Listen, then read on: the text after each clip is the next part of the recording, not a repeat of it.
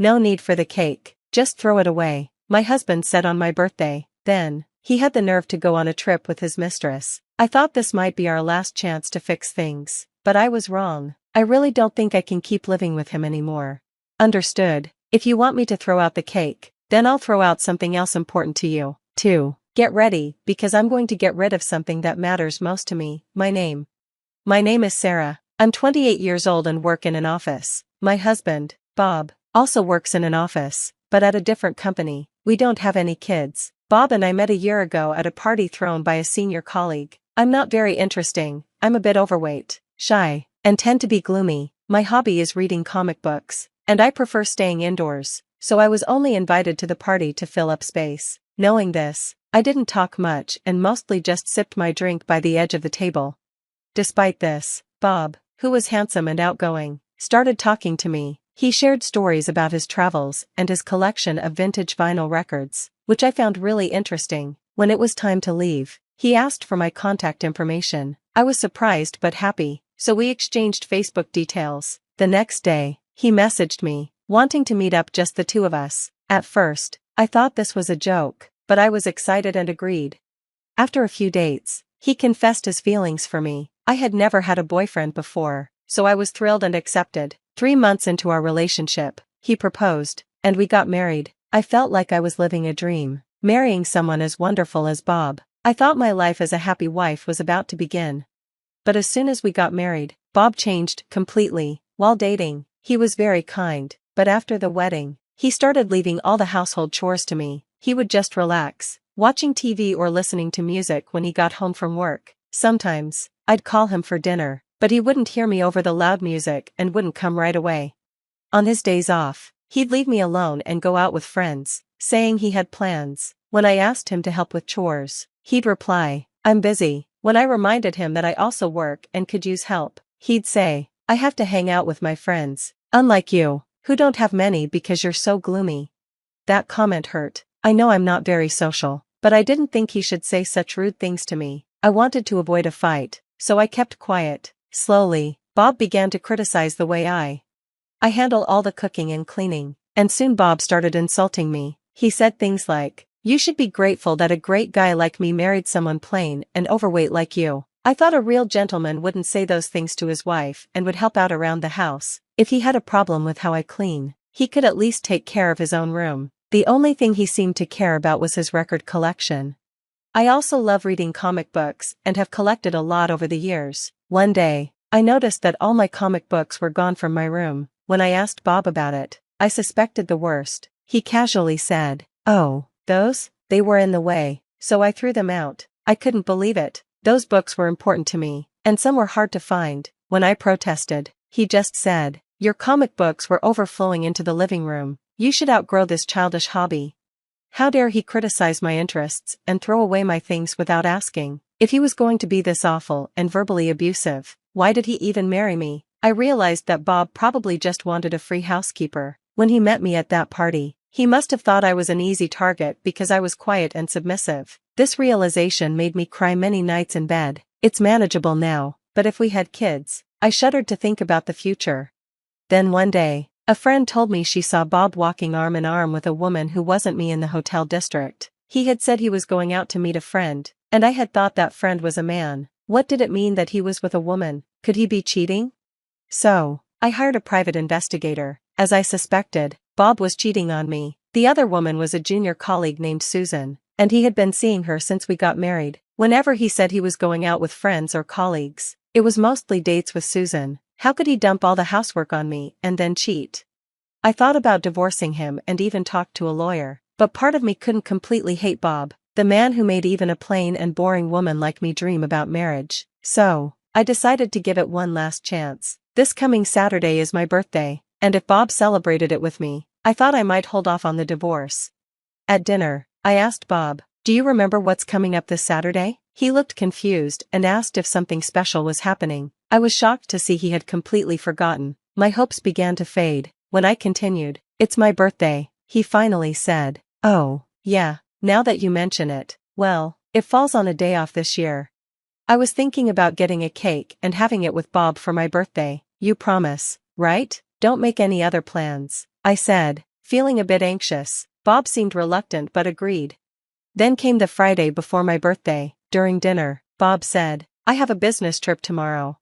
"What? Tomorrow is my birthday, and we promised to eat cake together. I've already made a reservation," I protested. He replied, "Well, it's work. I can't help it. You need to understand my job. I'll be gone for 2 days and 1 night, and I'll be back Sunday evening. Please pack for me." "What about the cake?" I asked. "Just throw it away if you don't need it," he said casually. I was shocked. How could he say to throw it away on my special day after I went through the trouble of reserving it? I started to feel suspicious about his business trip. While Bob was in the shower, I checked his smartphone and found messages with his mistress. They were planning a trip together for 2 days and 1 night. The messages said things like, "Are you sure your wife hasn't found out? And this Saturday is Sarah's birthday. She wants to celebrate, but it's a hassle. I don't want her demanding gifts, so I thought I'd go on a trip with you." I felt devastated. I almost cried from the shock, but managed to hold back my tears. I took a screenshot of their conversation on my phone. I didn't even want gifts. I just wanted to celebrate my birthday with him. If he had agreed to eat cake with me, I might have still believed that he cared about me a little, but seeing those messages with his mistress shattered any remaining hope I had. On my birthday, Bob boldly said at the front door, "I'm heading out now. While I'm on my business trip, can you clean my room for me? I'm going to pick up the cake we reserved today. Do you still want me to throw away your share?" he asked. "Stop nagging." I said. "It's fine," I replied. "Understood. I'll clean your room and throw away anything I think you don't need," he said. "Is that okay with you?" he asked. "Yeah, it's fine," I said. With that, Bob left for what he claimed was a business trip, but I knew it was really a trip with his mistress. I remembered when he asked if I could throw away anything I thought he didn't need, and I recorded our conversation on my voice recorder, so he couldn't take it back now. Once inside Bob's room, I vacuumed and cleaned the windows. Then, I got rid of things he didn't want, like old clothes, piles of stationery, and his record collection that he had spent a lot of money and time building. I packed everything up and put it in the storeroom. Then, I placed the filled-out divorce papers on the living room table and left the house. After all, it was my birthday, and I was going to enjoy it. First, I picked up the reserved cake. Then, I booked a room in a luxury hotel I had always wanted to visit. I ate the cake in my hotel room. Bob had told me to throw it away, but I couldn't waste food, so I ate both pieces. It was delicious, but I worried about gaining weight again, so I needed to start dieting. After that, I went shopping at nearby stores and took a stroll by the sea. I had spent all my days off doing housework, so having a day like this was a first in a long time. Just as I was enjoying my day, I got a call from Bob on Sunday night. Honestly, I didn't want to answer, but I had to. "Hello?" I said. "Hey, where the heck are you? I got back from my business trip, and you're not home. There's no dinner ready." Bob was ruining my relaxing hotel stay with his calls. "What's going on? Why are you in a hotel? Where's my dinner?" he shouted. I replied, "Well, I'm staying in a hotel for a bit. There's a lovely view here. Want me to send you a picture?" He didn't care about that. "I found the divorce papers." "What's going on?" "If there are divorce papers, you should know what to do, right? Are you planning to make a paper airplane with them? Just sign it and take it to City Hall," I said. "Are you serious? You want a divorce?" Bob asked. "That's right. I'm sick and tired of this. You just leave everything to me and never help with the chores. The first thing you do when you call me is get mad because there's no dinner ready. It's unbelievable." He then asked about his record collection. "What happened to my records?" "I threw them away," I replied. Bob's voice got louder. "You threw them away? Are you kidding me? You knew I cherished those. But you told me before your trip that I could throw away anything I thought was unnecessary. You said it was okay. I even recorded our conversation. Want to listen? Besides, you threw away my comic books too, didn't you?" I continued. "Don't just drop divorce papers on me and leave," he yelled. "Fine, let's meet and talk," I said. A few days later, I didn't want to see Bob, but we had to meet at the lawyer's office. Bob looked shabby, with unkempt hair and wrinkled clothes. I used to iron his clothes, and I thought maybe he ran out of conditioner, but he should be able to buy his own. Seeing Bob like this made me wonder why I ever liked him. I was worried about how I'd feel when I saw him again, but it turned out I had no reason to worry. When the discussion started, I said, "I haven't changed my mind about wanting a divorce. This is the amount I want for alimony. When I told him the amount, Bob shouted, $30 million? That's way too much. Just because you didn't help with the housework? I asked. That's not all. You've constantly insulted me, calling me fat and plain, and worst of all, I have evidence of your cheating. I showed him the screenshots from the private investigator. You've been cheating on me since we got married, even on my birthday. You lied about a business trip to go on a vacation with your mistress. Considering all of this, $30 million is still not enough. Sarah, did you know about the affair? Bob asked, looking at the photos. He turned pale when I nodded. Did you think I didn't notice, because I'm not smart? And you threw away my beloved comics? That's because you threw away my records, he replied. Oh, I lied about throwing them away. I told him. I thought about it, but I didn't want to be blamed for it, so I kept them. They're stored in the back of the storeroom. What? Bob looked relieved. Why are you so relieved? The fact that you threw away my comics hasn't changed, so you should compensate me for that. And about the cake, you said to throw it away, but I couldn't waste food, so I ate both pieces. When Bob asked if he was right, I chuckled and said, no, I didn't throw anything away. I told you I would get rid of things I don't need, and I've done just that. Well, actually, I'm about to get rid of something. Huh? Bob looked confused.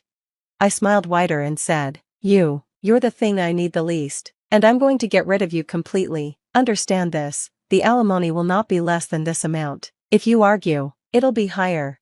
Bob paused and said, I'm sorry, I won't cheat anymore, and I'll help with the housework. Because I'm here? I asked.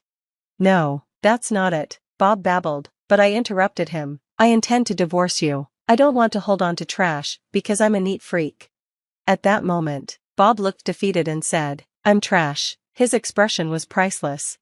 After that, we divorced. All communication has gone through our lawyers, so I haven't seen Bob since. According to my lawyer, Bob, who had always left the housework to me, didn't have any domestic skills. He briefly lived with Susan, but she couldn't manage the house either, and their place quickly became a mess. They were always eating out, and Bob started gaining weight. His once handsome face now looked quite sad. Eventually, Susan broke up with Bob and found another job. Gossip spread at work about their affair, making him uncomfortable, but he couldn't quit because I asked for a lot in alimony. As for me, I switched jobs and moved, enjoying living alone. I'm not overwhelmed by housework anymore, and no one gives me a hard time. I'm happy, plus, since I'm not stressed, my face looks brighter, and I've been told I look a little thinner. If I keep losing weight, I might just make Bob regret everything even more. A funeral dress with a skirt that's too revealing makes me angry. It seems like you're trying to attract men by wearing it. I'm tired of my husband's unfair thoughts. I want a divorce. I'm leaving this house. My name is Kate, and I'm 40 years old. I love chocolate a lot and often end up eating a whole family-sized bar by myself without realizing it. I used to fight with my sister over chocolate when we were younger. Looking back, I wasn't always a mature big sister, but I've seen adults who act even less mature than I did when I was 25. Back then, I had just married my husband Kevin, who worked at a bank. We met through a friend and got married after about 6 months of dating. Everyone thought I had a perfect life. But things changed after we got married. Every day, when Kevin came home from work, I would greet him and ask about dinner. If it wasn't ready, he'd get upset. So, I made sure to come home before him, cook dinner, and clean up. It was a bit annoying, but Kevin's good salary allowed us to live in a nice house and have a comfortable life.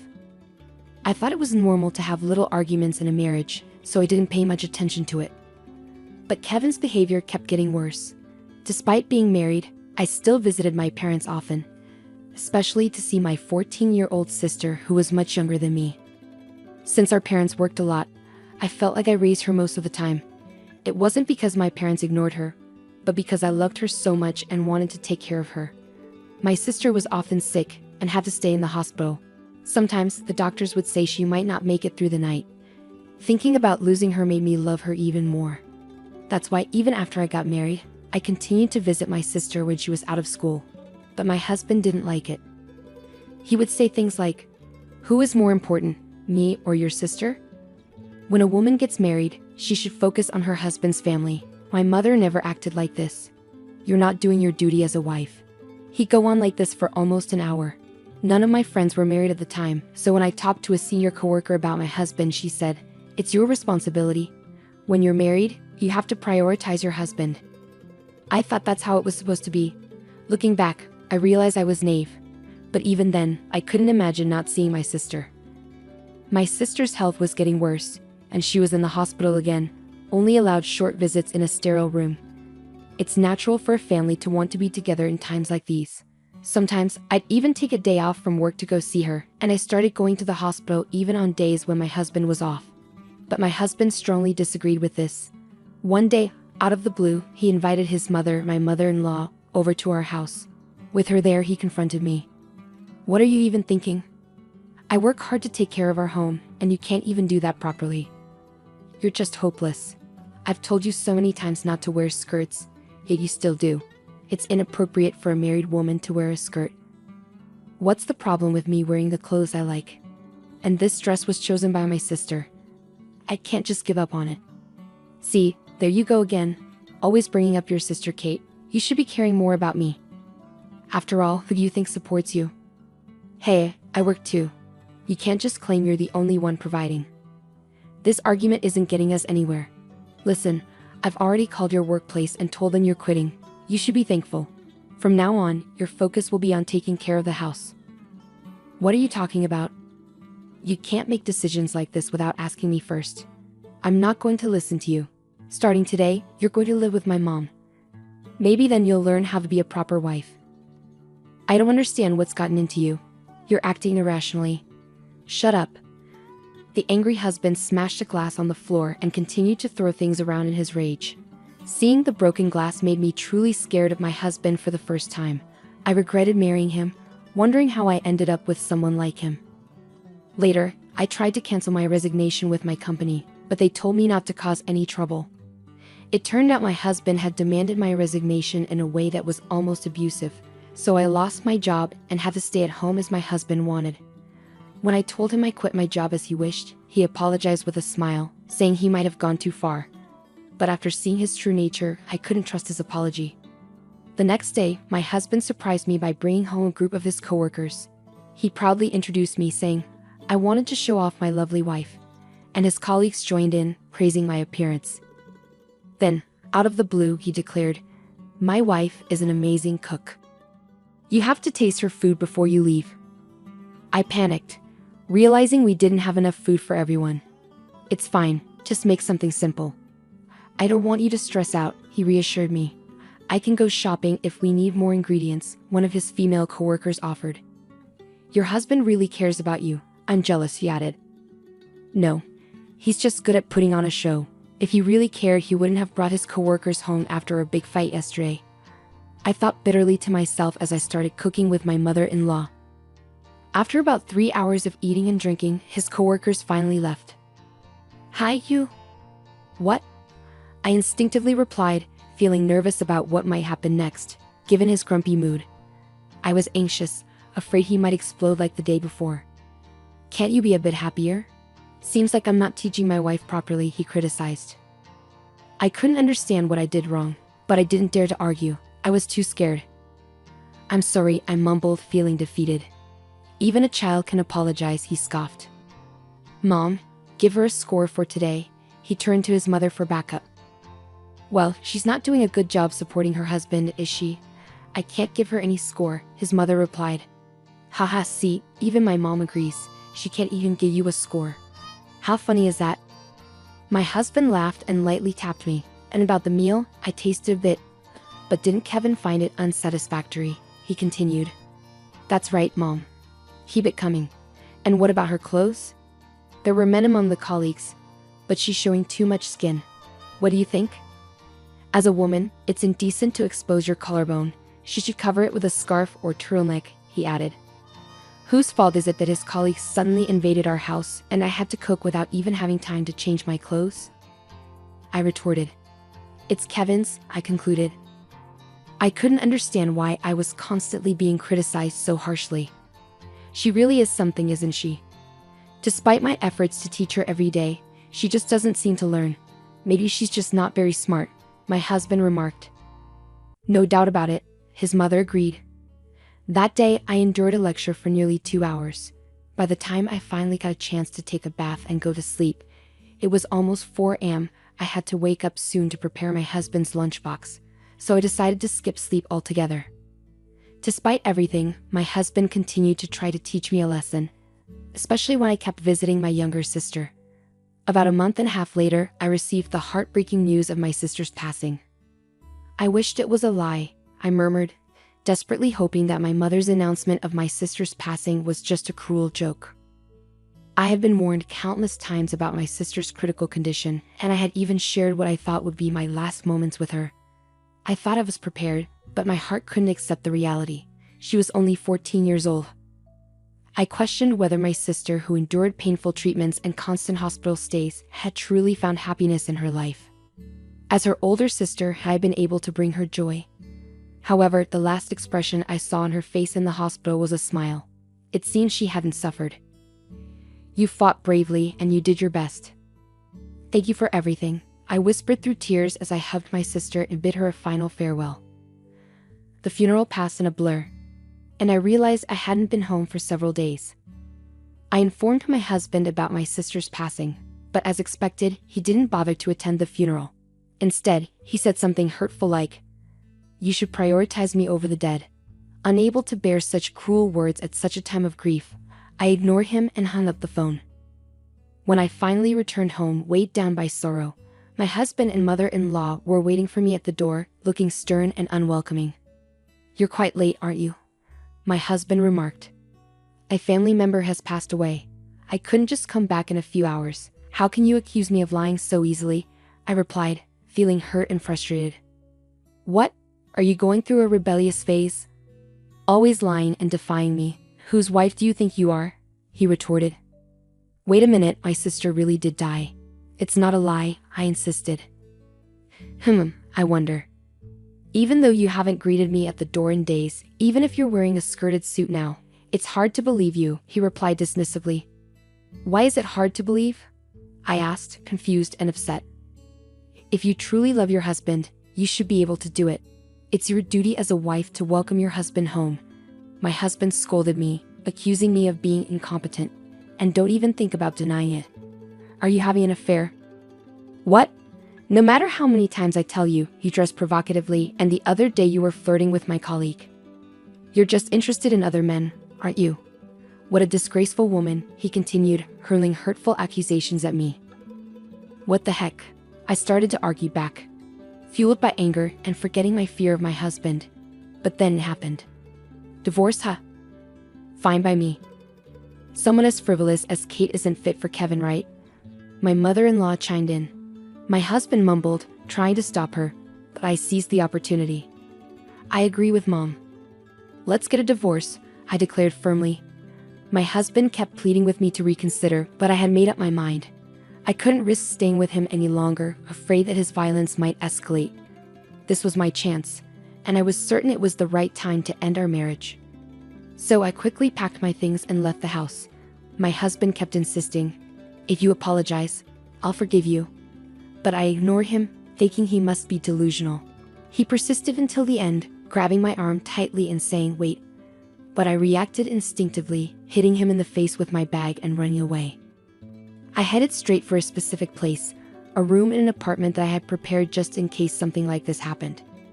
As soon as I entered the room, I received a call from my mother-in-law on my cell phone. "Hello. Kate, did you arrive safely?" she asked concernedly. "Yes, I'm fine. I'm in a taxi, so Kevin won't find out," I reassured her. "That's good.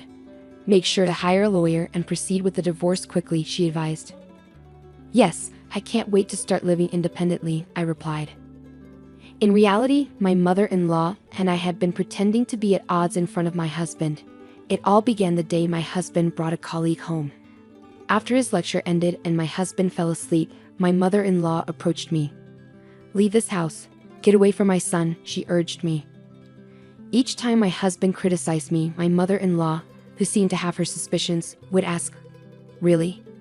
It turned out her late husband had been very much like my husband, and she had endured a lot in her own marriage. In her generation, divorce was frowned upon, so she couldn't end her own marriage. But it seems she wanted something better for me. Watching the interactions between my husband and me, she must have felt compelled to help me. That's when my mother-in-law, with the help of a friend, found a safe place for me to live alone. It's hard to believe she's related to my husband. I can't thank her enough for her kindness. After living in the apartment she arranged for me for 2 weeks, my mother-in-law finally visited, pulling along a suitcase. "Welcome. I'm looking forward to this new chapter," she greeted me warmly. Living with us, my mother-in-law discovered that her own son had changed. Before, he seemed like a good person, the image he presented to his colleagues. My mother-in-law blamed herself, believing that his behavior was influenced by his father's genes or things he witnessed during his childhood. For me, regardless of the reasons behind his behavior, I believe the real issue lies in his inability as an adult to control his emotions. So, I don't hold my mother-in-law responsible. My husband now takes good care of my mother-in-law, but only because he thinks she's on his side. I fear what he might do if he discovers she's been helping me with the divorce. That's why I suggested she come live with me for a while when she prepared this house. At first, she hesitated, worrying that once my husband and I divorce, she'd become a stranger to me. But I assured her, saying, "After everything you've done for me, there's no daughter-in-law distinction. You're like my mother or my sister. That's how I see you." On the way back from my sister's funeral, my mother-in-law steered the conversation toward divorce, intentionally supporting me. Recognizing her intentions, I quickly agreed to the divorce. I thought it would take more time and preparation to leave my husband, but thanks to my mother-in-law's help, that time came sooner than expected. I have nothing but gratitude for her. Finally, the divorce was officially settled through the lawyer. 4 days later, as I returned to the apartment, I was startled to find my ex-husband waiting for me outside. "I found you. You're trying to trick me," he accused loudly. Does he know about what happened? I wondered silently, trying to remain composed. "What do you want now?" I asked, keeping my voice steady. "It's your fault that the credit card and bank account balances have decreased," he blamed me. "What are you talking about?" "I don't understand," I replied, feigning innocence. In truth, before the divorce, I was using my husband's credit card to gradually buy furniture for this house. I also quietly withdrew money from the bank account. It was all part of my plan, I confessed. When I discussed this with my mother-in-law, she encouraged me to go ahead with it, so I emptied the account without any hesitation. The reason why my unemployed mother-in-law and I can live comfortably, enjoying tea parties every night, is because of this money. That's my money.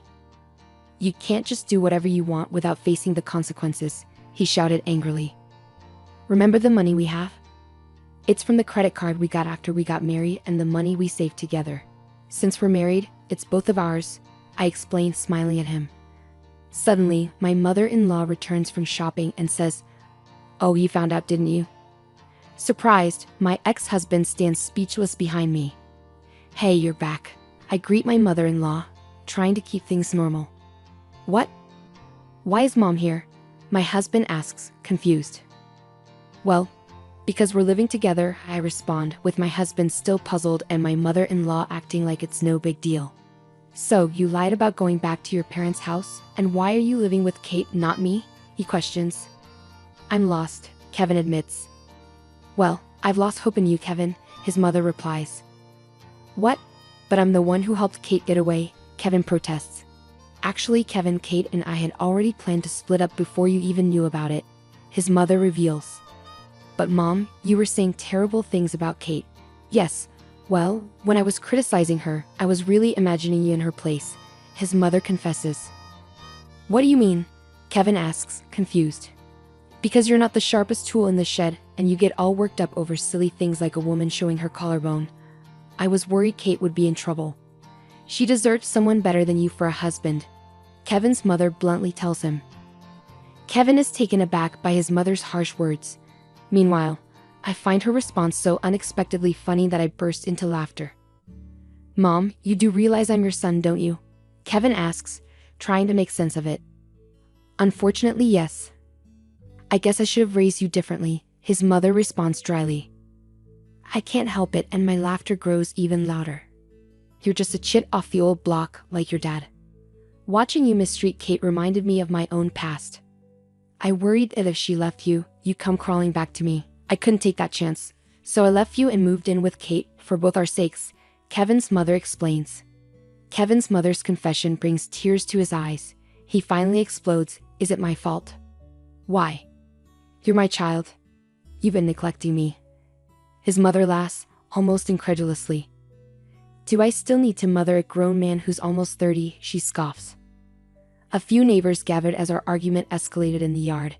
They chuckled at my ex-husband's dramatic outburst, saying, "He's really making a scene." With people watching, he didn't dare lay a hand on us and retreated to his house. But the next day, he seemed to have completely lost it. He started spreading rumors about us to his friends and co-workers who used to hang out at our place. My ex may seem nice, but she ignores her husband, he complained to anyone who would listen. One woman at his office fired back, "You know, your behavior is exactly why women are wary of their husbands. It's becoming a societal problem." Although no one openly agreed, the vibe at work made it clear that Kevin was in the wrong, and he felt increasingly isolated. In the end, my ex-husband, who turned out to be quite sensitive, couldn't handle the judgmental stares and whispers anymore. He quickly quit his job. It's ironic how he was so quick to criticize me but couldn't handle criticism himself. How sad. Feeling alone, he sent me a lengthy letter trying to justify his behavior and boasting about his greatness as a man. The letter was a whopping 10 pages long. I was surprised when I received the thick envelope. I had blocked his texts, but if he could write this much by hand, I can only imagine how many texts he would have sent. His final line was, "If you ever miss me, feel free to contact me." So I playfully replied, "Then please go ahead with the property division." That sparked another big argument. I used to be afraid when we lived together, but not anymore. I stood my ground with my lawyer. Even before his mother suggested I leave, I had secretly been recording his behavior at home, preparing for a divorce. All those months enduring his hurtful words paid off. With the evidence, I successfully sorted out the property division. After that, I moved out from living with my ex-mother-in-law when I found a new job. It was still close enough for a reasonable commute. Surprisingly, she had found herself a boyfriend. It turned out the person who introduced us to the apartment was her new beau. She left with him, holding hands, and said, "Come visit us once we're settled." I must admit, my ex-mother-in-law really surprised me. She's a fantastic woman, and it's clear why she's so well-liked, regardless of her age. As for me, I spent my best years focused on work after changing careers, thinking I might have missed my chance for remarriage. However, I started joining regular online gatherings with my colleagues. This gave me more opportunities to casually exchange contact info with people I didn't usually talk to, including a director from another department who showed interest in me. At first, I kept my distance because we worked for the same company. But as we began having private online chats about things we couldn't discuss at work, we grew closer and eventually started dating. The head of the department, who hadn't been in a relationship for years since his last girlfriend left him because of his workaholic tendencies, treated me with caution, saying, "I don't want to repeat the same mistake." And happily, we decided to tie the knot next year. I was concerned that his parents might not approve of me, considering I've been divorced before and he's getting married for the first time. However, I'm relieved to see his parents are accepting and even grateful, saying, "Thank you for being with our son."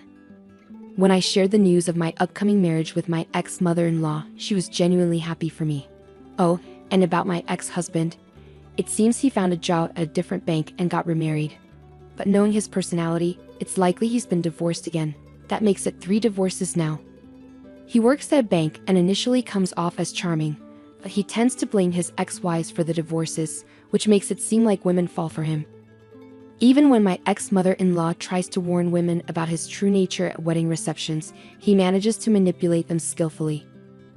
Well, after 3 divorces, it's likely he'll start being avoided by women. I just hope there won't be any more victims. With the way he's going, he probably won't have a good ending because he's likely disliked by many women. But honestly, it's not my concern anymore.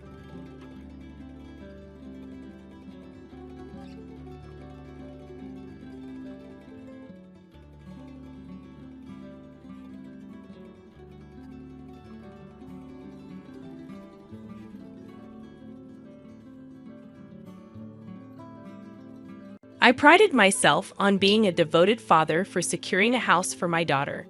However, my husband, without consulting me, decided to use my money to purchase a luxury apartment. Frustrated by his audacious plan, I swiftly responded by presenting him with divorce papers. In the face of my unexpected move, my husband was taken aback, clearly unprepared for such a turn of events. With a smirk, Jocelyn Anderson, a 50-year-old office worker with a passion for French since my student days, initiated what I considered the real retaliation. Let me take you back a bit. I had been married at 23, but my first husband passed away just 6 months into our marriage due to a tragic traffic accident caused by a drunk driver. Although I received $500,000 as insurance money, no amount of wealth could bring my late husband back. During that period of mourning, Ernest Anderson, a compassionate colleague from the same company, provided solace by lending a patient ear to my stories. Gradually, our connection deepened, leading to our remarriage when I was 25. Fast forward to the present, and my daughter, Christina, now an independent illustrator, had stirred tension in our family. Disagreements over her education arose during her senior year of high school. Ernest had always imposed his ideal path for Christina, envisioning her attending a prestigious university and pursuing a conventional career in a big corporation. His expectations clashed with Christina's passion for illustration, a talent she had cultivated since childhood. Despite my initial support for Ernest's educational decisions, I found myself at odds with him when Christina expressed her desire to attend an art university to become an illustrator. While I was open to embracing her chosen path, Ernest vehemently opposed it, insisting on a conventional trajectory that clashed with our daughter's dreams. The struggle over Christina's future had become the battleground, and the real retaliation was about to unfold. I opted not to embark on a freelance career initially, choosing instead to work for a company. Christina shared her aspirations to become an illustrator, but my husband dismissed her dreams, considering it merely a pastime with drawings.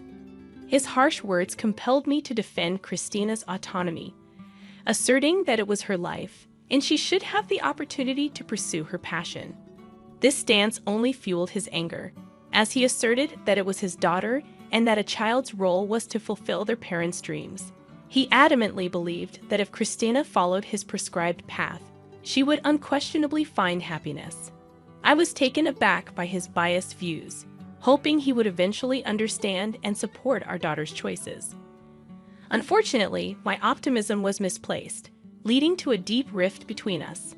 Despite my financial support for Christina's education and living expenses, Ernest remained dissatisfied, continually expressing his discontent. Even after Christina successfully gained admission to her preferred art university and secured a job as an illustrator, Ernest refused to acknowledge her achievements. His complaints persisted, questioning the worth of the money spent on tutoring and labeling her a failure. Christina, resilient in her pursuit, worked energetically, occasionally sacrificing weekends and sleep for her craft. However, Ernest's attitude towards her job remained unchanged. Moreover, he became harsher towards me for supporting Christina, criticizing everyday aspects of our household. Realizing this was his true nature, I found staying at home increasingly painful. Fortunately, our work roles in different departments at the same company spared me from daily confrontations. Yet, amidst this strained dynamic, Ernest surprisingly declared his intention to buy Christina a luxury apartment, citing her importance as his daughter. Despite his apparent disdain for her career choice, this sudden change in attitude raised suspicions, prompting me to question his motives. Doubts crept into my mind about whether Ernest even had the financial means to purchase a luxury apartment. Observing my reaction, he coldly smirked and disclosed his plan, stating that I would be the one footing the bill. Shocked, I protested, urging him not to make such decisions without consulting me. Angrily, Ernest snorted, revealing his knowledge of the $500,000 insurance money from my late husband, suggesting I use it to fund the apartment. He callously declared his intent to live there with Christina, emphasizing that both she and I were ultimately his possessions. Fueled by a fierce anger, I could not fathom his vindictive scheme and the audacity to exploit crucial insurance money for such a purpose. In response, I retaliated without mercy, presenting him with divorce papers. Astonished, Ernest likely hadn't anticipated my preparedness. that this marked the commencement of my real retaliation. Facing him with a smirk, I explained my long-standing lack of trust in someone who discriminated against his own daughter and expressed my exhaustion with constant criticism. I disclosed my decision to divorce him, clarifying that I had been contemplating it for a while, waiting for the opportune moment. Seizing on his earlier mention of divorce, I handed him the papers, urging him to file quickly if he desired freedom. Initially dismissing it as a joke, Ernest reacted angrily when confronted with the reality of divorce. My anger peaked as he attempted to downplay the situation. Unperturbed, I insisted he accept the divorce papers, emphasizing the incomprehensible principles behind his actions. Threatening legal consultation, Ernest reluctantly received the papers, still claiming it was all a jest. Concerned about potential retaliation, I swiftly left the house, submitting the divorce papers to the city court. I promptly informed Christina about the outrageous behavior, and she too expressed fury. She condemned her father's actions and offered solace, suggesting that I stay at her apartment for a while. So, I made the decision to spend the night at Christina's place. That evening, we delved into discussions, meticulously planning our next moves against Ernest. About a week later, on holiday, Christina and I paid a visit to Ernest's house, the place I had called home until just a week prior, now feeling like a distant stranger's abode. Upon ringing the doorbell, Ernest swiftly emerged, adopting a condescending gaze as he questioned our purpose. He arrogantly assumed we had come to apologize for everything. Despite the infuriating condescension, I suppressed my anger and spoke in a meek, apologetic tone, claiming that I had indeed come to apologize for my wrongdoings. Christina, playing the role of a repentant daughter, echoed my sentiments. Oblivious to the theatrics, Ernest appeared genuinely pleased, believing we had come to our senses. However, his curiosity was piqued when he noticed the bags we carried, bags so full they were on the verge of bursting, tied up tightly to conceal their contents. From one of the bags, I extracted a bundle of actual $10,000 bills. Expressing remorse for my actions, I offered him some of my late husband's insurance money, urging him to use it to live in the luxury apartment with Christina. I mentioned the $500,000 total and asked him to keep it safe. Ernest's eyes gleamed at the sight of the money, and he eagerly agreed to safeguard it. He led us into the house without hesitation. Despite having left just a week earlier, the place was in disarray, with laundry and garbage scattered about. Suppressing laughter, I imagined Ernest's struggle to maintain the house on his own. Christina and I placed the bag's contents into the safe, excluding the $10,000 bundle. Fortunately, when Ernest went to the kitchen to make coffee, he remained oblivious to our actions.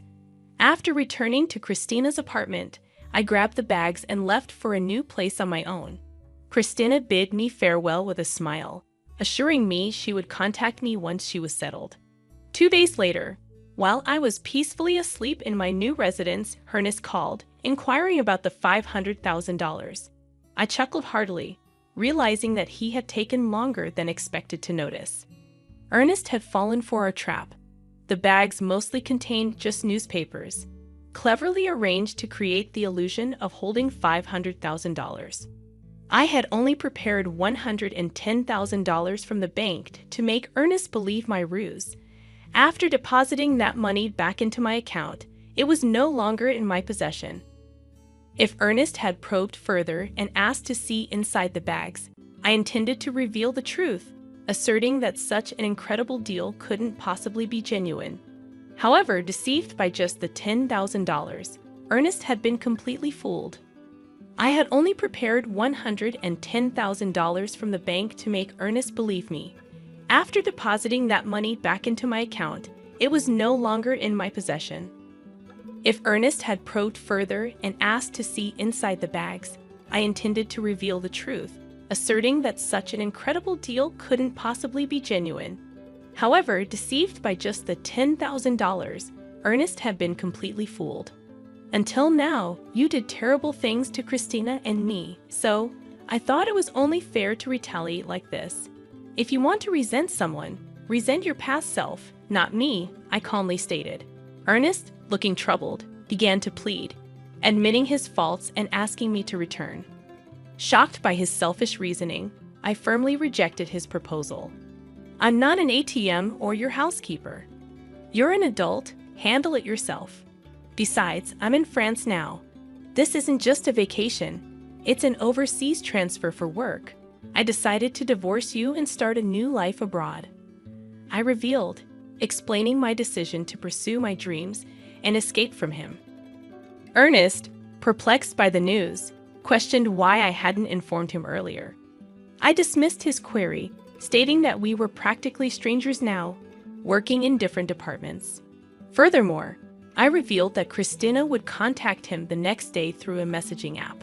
The following day, amidst the early hours due to the time difference, I initiated a video call through the messaging app with Ernest and Christina. Christina began expressing her sentiments, reminiscing about her childhood adoration for Ernest, but quickly transitioning to her current disdain. You completely dismissed my career choice. That's when I saw your true nature. You just wanted to control me. There was no love. Now, I hate you and never want to see you again. This call is the last time we'll speak. I'm cutting ties, Christina declared firmly, leaving Ernest visibly distressed. Unexpectedly calm, Ernest pleaded for her understanding, seemingly assuming Christina would always adore him. However, Christina remained resolute, urging him to reflect on his actions. She then informed him that she had moved, advising him not to attempt to locate her new address through investigators or any other means. Adding to her announcement, I informed Ernest that I had informed his workplace, relatives, and parents about the reasons for our divorce, ensuring transparency about our decision. With that, the call concluded, leaving Ernest to reflect on the consequences of his actions. After ending the video call with Christina, I mirrored her actions, ignoring Ernest's pleading apologies. His remorse no longer held any significance to me. Christina expressed a sense of relief, feeling liberated after voicing her true feelings. Executing our plan brought a semblance of satisfaction, especially witnessing the impact it had on Ernest. In the aftermath, Ernest faced consequences at various fronts. He became uncomfortable at work and eventually resigned. Disowned by relatives and parents, he had to abandon the luxury apartment purchase. His disruptive actions even led to a scene at Christina's workplace, resulting in a ban for entering. Ernest's selfish choices resulted in a cascade of losses, and he retreated into a reclusive existence at home. Attempts to contact him for work-related matters were in vain.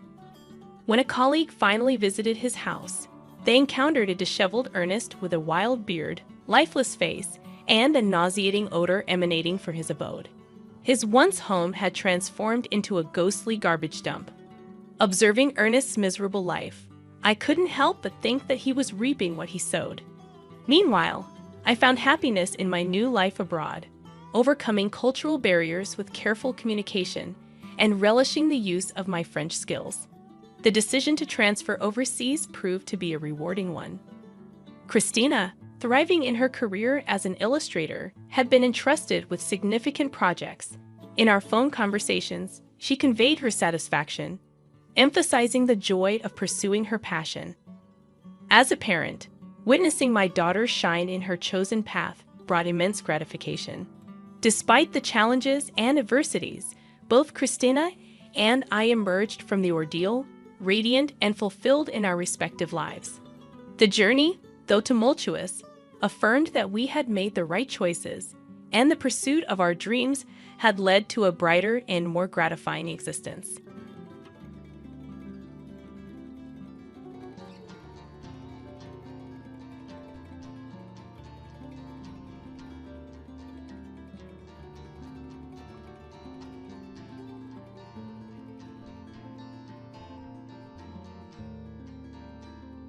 My name is Lisa, and I'm 37 years old.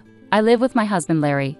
We both work for the company that Larry's dad started. Even though Larry's dad has retired, he turned a small construction business into a company that makes $300 billion a year. He bought other construction companies, and even though he could be tough, everyone respects his business skills. Larry was groomed to take over after his dad. He grew up in a privileged way and is very kind-hearted. I worry that he might struggle in a competitive business world because he can be hesitant and unsure. Larry himself admits, "I don't think I'm cut out to lead. I might just end up as a figurehead if I try." He doesn't seem eager to take charge of the company. We've been married for 10 years and lately I'm frustrated with Larry's lack of drive. Unlike him, I see myself as someone who makes decisions easily. During his active years, my father-in-law appreciated this about me and gave me important tasks to handle.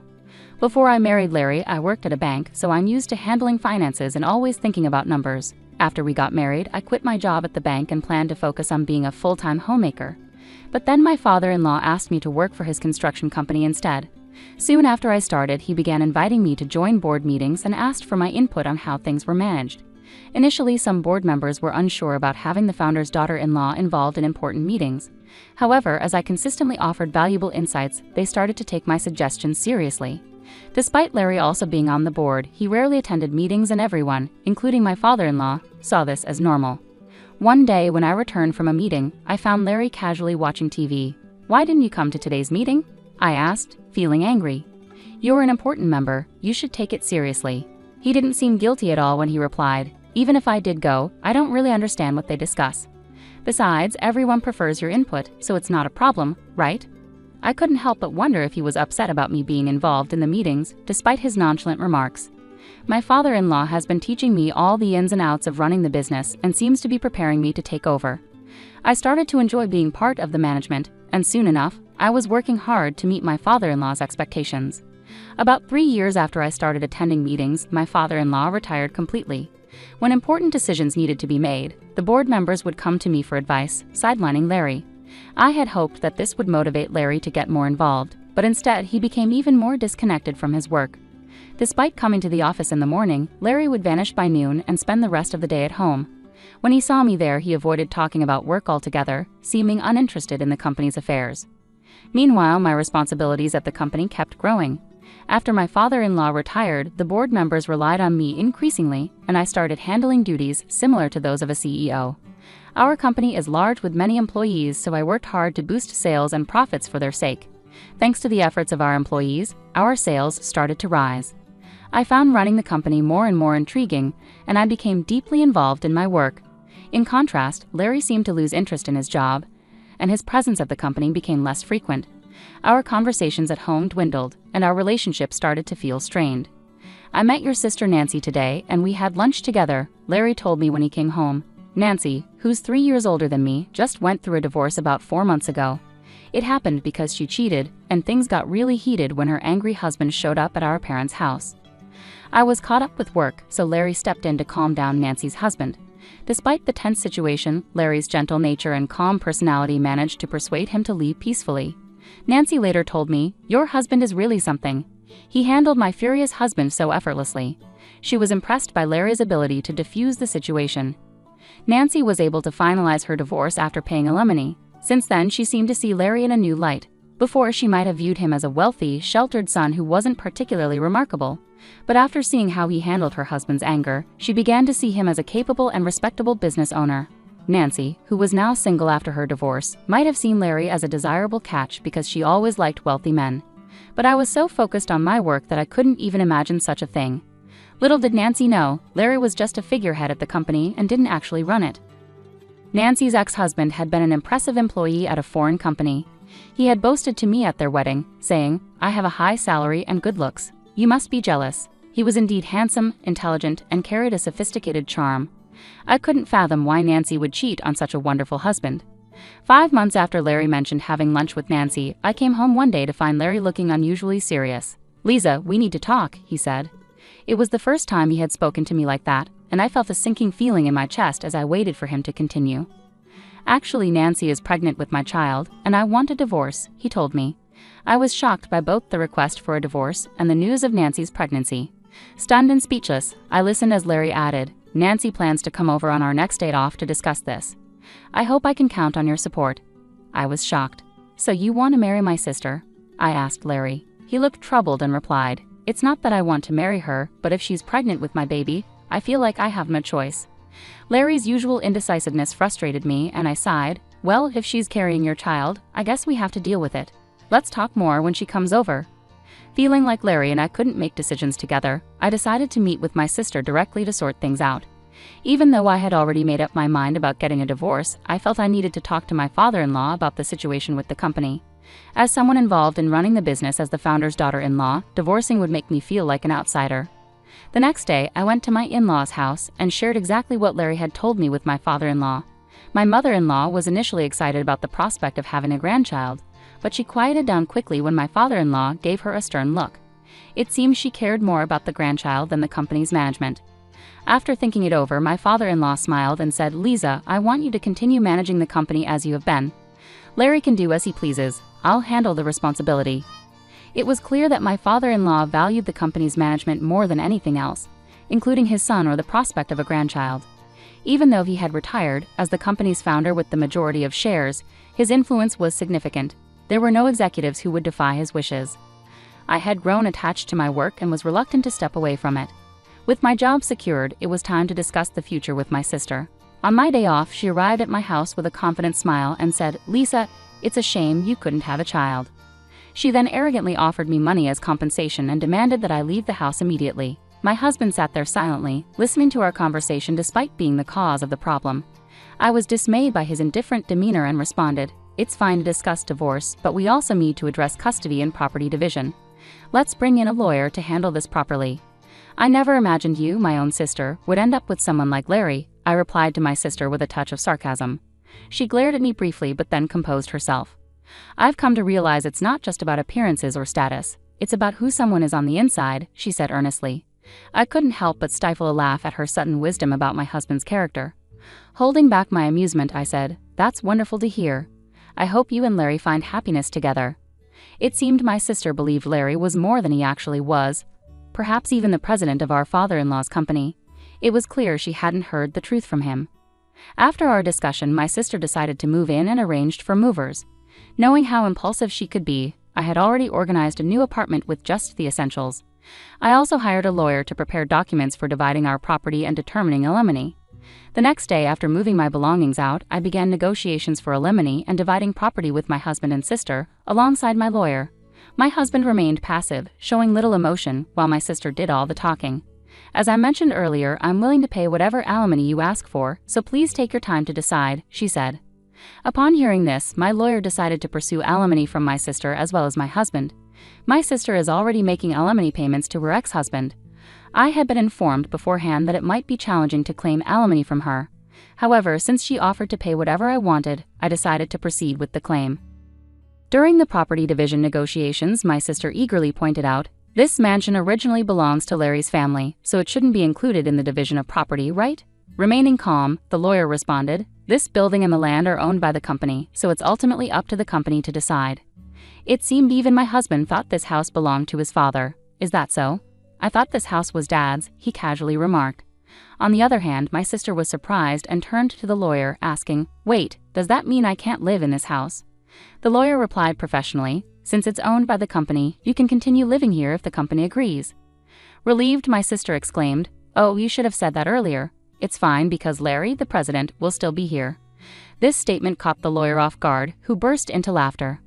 "What are you talking about?" "Lisa is the president, not Larry," he clarified, looking at my sister, who planned to marry my husband without knowing this crucial detail. She immediately turned to Larry and exclaimed, "Larry, you're not the president." Seeing his discomfort, I stepped in and explained to my sister, "Larry is an advisor without executive authority. I, on the other hand, am both an executive director and the president. Our father-in-law, who founded the company, was always the president. When he retired, he appointed me to these roles based on my performance, and there was no opposition from other executives. On the other hand, my husband was receiving an executive salary as an advisor, thanks to his father's arrangement, despite not having any executive responsibilities. It was more of a symbolic title than an actual role, and the salary was lower than what a regular employee would earn. This meant I was shouldering all our living expenses. Larry showed little interest in our household finances and didn't even know whether our home was owned by the company or his father. Although it was company property, my responsible father-in-law had always charged us rent. I had seen it as a standard rental arrangement, but the lawyer, still chuckling, asked, "Can we continue renting this house to Larry?" My sister was quick to react to the rent question. "Rent? Why would we charge Larry rent? It's company property, just let him live here for free. The lawyer then presented the rent amount, which startled both my sister and Larry, who seemed surprised to hear about it for the first time. Looks like the rent for such a big house is pretty steep. I can't afford that on my salary, Larry remarked, realizing the financial strain it would pose with his modest executive compensation. Over our 6 years of marriage, Larry had exhausted most of his earnings. My own salary had also been swallowed up by high rent and living costs, leaving us with few assets to divide, mainly savings. After the lawyer left, my sister, now aware that the mansion she coveted was rented, appeared crestfallen and stared blankly. Meanwhile, Larry wore his usual grin. I suggested, "Why don't you move back to your parents' house? Your mom was thrilled about the pregnancy." Larry agreed, but inwardly I couldn't help but find the situation ironic, having to consider arrangements for a man who would soon be my ex-husband. I started to worry about whether he could responsibly raise a child, but I quickly dismissed these thoughts as irrelevant. Turning to my sister, who seemed to have forgotten about her own alimony situation, I asked, "Are you okay with the alimony arrangement, sis? You seemed confident earlier, but you're also paying your ex-husband, right?" Her expression shifted abruptly as she processed my question, snapping back to reality. "Alimony? I have to pay that too?" My sister exclaimed, clearly shocked and seemingly unaware of our earlier discussion. "You said you pay plenty of alimony earlier, but you didn't expect to pay it yourself, did you?" "My salary is really low," she continued, sounding incredulous. Larry and my sister exchanged surprised glances, and I couldn't help but feel like laughing at the situation. I had already finalized the divorce papers and alimony requests, so personally, it didn't affect me anymore. But watching Larry and my sister's reactions was almost comical. My ex-husband, who had remarried my sister and moved back to his parents' home as I had suggested, found himself caught in constant arguments between my sister and our in-laws. The root cause of these conflicts stemmed from the lie about my sister being pregnant with his child. His mother, hoping for a grandchild, was furious upon discovering the truth. Meanwhile, my father-in-law, who had never approved of my sister taking his son away from me, refused to even speak to her. He covered Larry's alimony payment in full, ensuring it was settled. Witnessing my sister's plea to our father-in-law, "Dad, could you please pay my alimony too?" was met with his stern response, "I have no reason to be called Dad by you," he retorted angrily. Disheartened and unable to achieve what she had hoped for, my sister left my ex-husband's family home abruptly, without saying a word, and disappeared. It seemed she had remarried my ex-husband solely to bear the burden of alimony, a decision that now seemed painfully naive. My ex-husband appeared to reconsider reconnecting with me, but his father rebuked him. "You're not the kind of man who should even think about starting a family. You can't even take care of yourself properly." Watching all of this unfold, I couldn't help but reflect on how we had reached this point. When Larry agreed to move back to his parents' house, I knew it was the right decision. While his mother was overjoyed at the prospect of a grandchild, I couldn't shake the feeling that Larry was simply not ready for the responsibilities of parenthood. His lack of engagement during our marriage persisted, and I doubted it would ever change. Seeing my sister's shock when she realized she had to pay alimony was almost amusing. She had been so confident earlier, but it was evident she hadn't fully considered the consequences. With her finances already strained, adding more payments would only worsen her situation. I couldn't help but wonder how she could be so naive. The negotiations for alimony and dividing our property proceeded smoothly thanks to my lawyer's meticulous approach.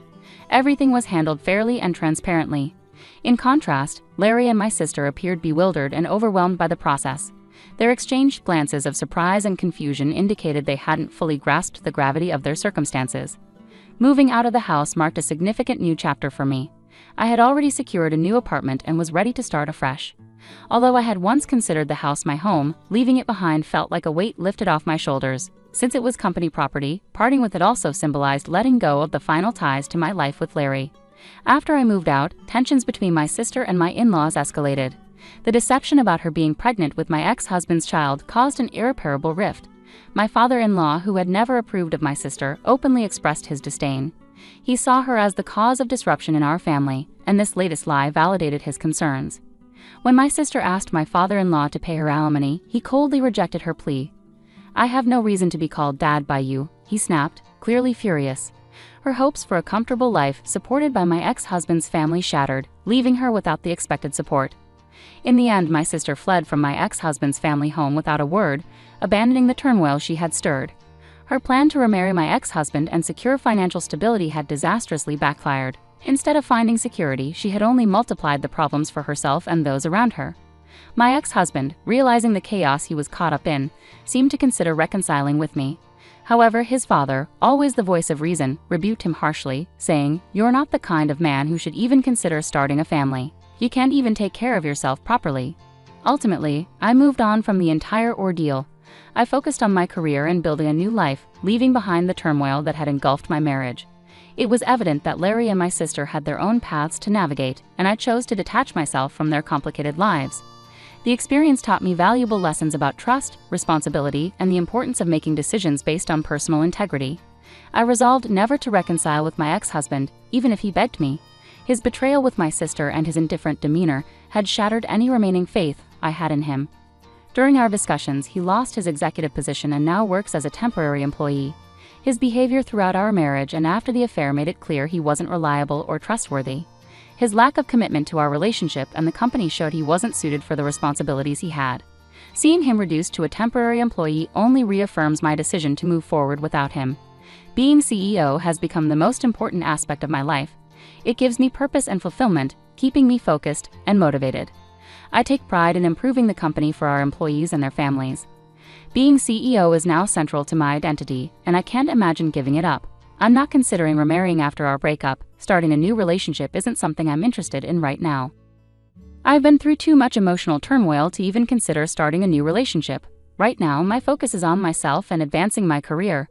There are many goals I want to achieve, and I'm determined not to let anything distract me.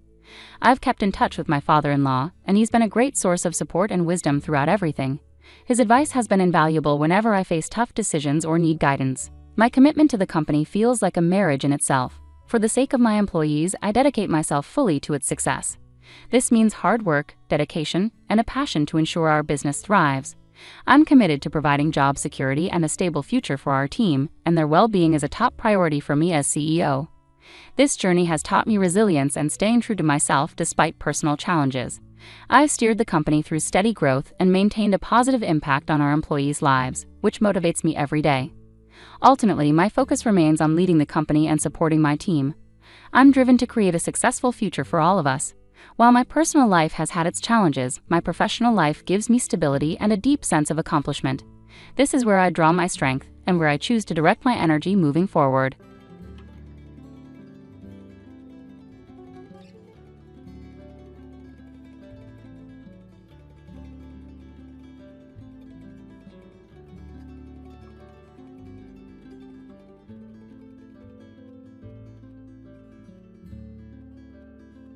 Hey everyone, it's June. My husband Gabriel and I are collaborating on this story, but before we dive in, I need to share a rather unpleasant experience. My first encounter with Gabriel's parents, Louise and Lena. Let me fill you in on what they had to say. Brace yourselves. I can't believe you date someone like Gabriel, a real underachiever.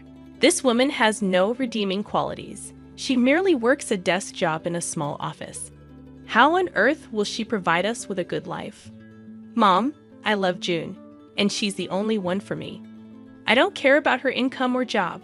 I never cared about those things. Well, we care, Gabriel. We've made that clear from the start. If you paid any attention, you'd know. Listen, Gabriel, if this girl doesn't bring more to the table, she can't be our daughter-in-law. We won't approve. Find someone else. No, Mom, June is the one for me. I'm going to marry her. I had the entire proposal planned, and now you've ruined everything. I was stunned as this conversation unfolded. Yes, I was surprised about Gabriel planning to propose. We had been dating for 3 years, and while I hoped for a proposal, I didn't expect it to happen so soon. However, what left me truly shocked was Louise and Lena's alarming behavior toward our relationship. Gabriel had warned me about them, saying, "June, I've met your dad. He's great. But let me be clear, my parents are not good people." I was naive, not comprehending how cruel and selfish parents could be. While Gabriel financially supported his parents, he distanced himself from them, revealing that they were motivated by greed, always pushing him to marry rich. The day I met his parents, I realized how true his words were. Despite their protests, Gabriel proposed, and we got married. Although Louise and Lena threatened to boycott the wedding, they eventually attended, thanks to Gabriel's desperate pleas. He didn't have much family on his side and wanted them there, even though they made it clear they didn't approve. I later discovered that Gabriel had convinced them to attend by portraying my family as financially stable. While they reluctantly came, their motives were evident. They made it a point to remind me, "Just so you know, June, we still don't approve of this marriage. Gabriel is a successful man, and we expected more from him. He really disappointed us by not marrying rich. We wouldn't have come if we thought you had nothing. Thank God your father at least has something to his name. I hope you don't forget us and our gracious presence today when you finally get the house inheritance. Guys, I'm getting married today. My father is healthy and fine, and there's absolutely no reason for you two to even mention an inheritance today." I stormed off, distancing myself from them after hearing their audacious remark. My father was my only living family, and hearing such comments on my wedding day made me sick. I couldn't believe the audacity of Louis and Lena to demand a share of my money. I chose not to inform Gabriel about this incident, not wanting to spoil his day, and knowing how difficult it was for him to cut ties with his parents. Unfortunately, things took a downward turn from there. Despite Gabriel and I being happy together, his parents were always meddling in our finances. Louis and Lena persistently pestered us about the exact worth of my father's assets. We never gave them a satisfactory answer, yet their embarrassing and entitled behavior continued. For years, I endured their greedy ways, putting up with their constant demands for more money. They fabricated excuses and guilt-tripped us when we tried to refuse. Their comments about my inheritance never ceased, but I chose to ignore them. The situation hit rock bottom when my father was diagnosed with aggressive cancer, and his time was limited. Living far away, we flew to visit him a couple of times.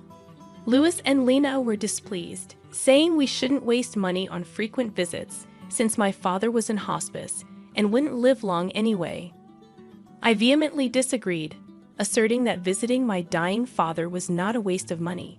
What we did with our finances was our choice, and Louis and Lena had no right to dictate. Their lack of support and covert requests not to visit my father infuriated me. Thankfully, Gabriel stood up for me and shut down their insensitive conversation.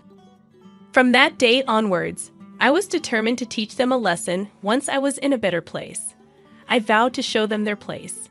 My father passed away around 3 months after his diagnosis, and I was devastated. I really didn't want to lose him that fast.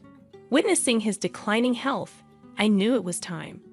Despite the difficulty, Gabriel was my rock throughout the entire time. He held my hand while I flew to my father's town to arrange his funeral. Louis and Lena were only blowing up my phone, demanding to know about my inheritance and how much I planned to spend on the funeral. I was disgusted with those messages, and so was Gabriel. However, we didn't do anything at the time, both agreeing that they would be served their just desserts after we returned home from the funeral. As predicted, Louis and Lena showed up as soon as Gabriel and I returned home. After entering the house, they started to hound us with questions. So the funeral is finally over. God, I've been dying to know what you got in the inheritance. Your father must have left you the house. What are you even talking about, Lena? How does my inheritance concern you in any way? I just came back from my father's funeral, and this is what you ask. Oh, please, June, don't be such a spoiled sport. Ever since Gabriel married you, we've been wondering why he did it. I mean, you don't have a great job, and neither are you beautiful. What did he ever see in you? Me and Louis guessed that it must be because of money. Mom, what is wrong with you? How can you even insult me and my wife like that? We married each other for love. I have told you this countless times. At least have the decency not to bring it up today. Gabriel, there's no reason to be so dramatic. We're simply asking her a question. Your wife can just answer us and satisfy our curiosity. We don't mind if you marry June for money. In fact, we would be happy to know that you've bagged the great prize. You are truly horrible parents to accuse your own son of being a gold digger. You two are insane. I wonder how a great man like Gabriel was born to such disgusting people. Enough with the small talk, June. Tell us what you got in your inheritance. This is the day I was waiting for. Your father must have left you something. Gabriel told me that he lived in a big house. You could just tell now and buy us a house instead. We will make great use of the money. Besides, we are your parents now." Hearing this made my blood boil, and I seethed with rage while Gabriel looked at his parents in disbelief. Even he couldn't comprehend the fact that his parents could be so greedy and selfish. My father wasn't even dead for a month, and they were already planning to spend my inheritance on themselves. Hell, they even started to call themselves my new parents. At that point, I knew I had to do something. For years, I had put up with them for Gabriel's sake. But today was the day for a change. I wanted to show Gabriel just how bad his parents were, I said. "Actually, my dad didn't have the house in his name when he died. I'm sorry to tell you that he did own that house for a long time, but he had to let it go for reasons." "What? So you're telling us that your father didn't even own his house anymore?" "No, like I said, he owned it a long time ago. He had to let go of the house very recently. So no, I did not get the house or any inheritance, as they say." "Oh my God, so your father was a poor man after all. I knew you were too cheap to be wealthy.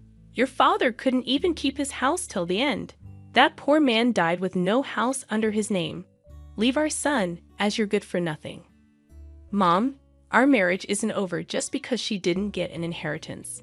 You can't just ask her to leave me because of a stupid reason like that.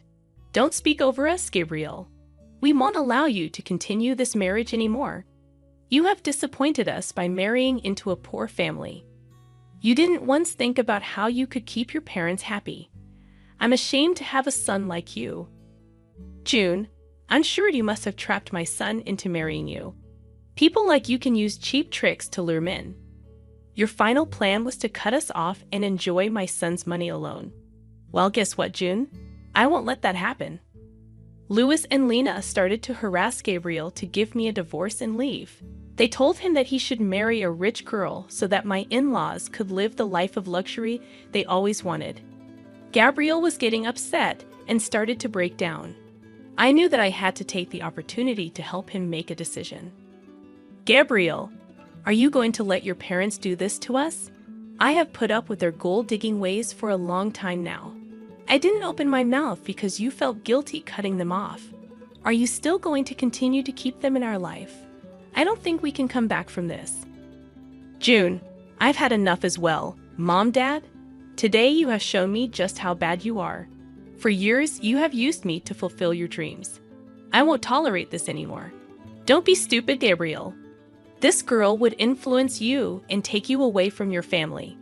We are doing this for your own good as well. We didn't spend money on you so that you can go do charity for someone else. You need to divorce your wife and start afresh. There is still time for you to get a rich wife. We will help you.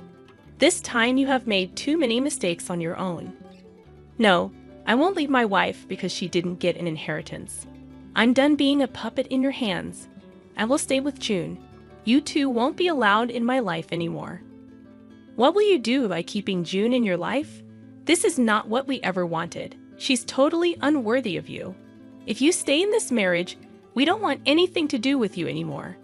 We won't help you when she robs you and leaves you destitute." Seeing Lena and Louis's horrible behavior, I finally decided to reveal the truth to them. I knew that telling them about my true net worth would make them beg and plead at my feet. I wanted to go all out on them. I wanted Gabriel not to regret his decision in any way, so I said, "There will be no need for that, guys. I don't need to rob Gabriel and take his money. I have plenty of money on my own, and I will take care of Gabriel just fine without your help. Look who's talking. You don't have to lie to us to make yourself look better, June. We know the truth.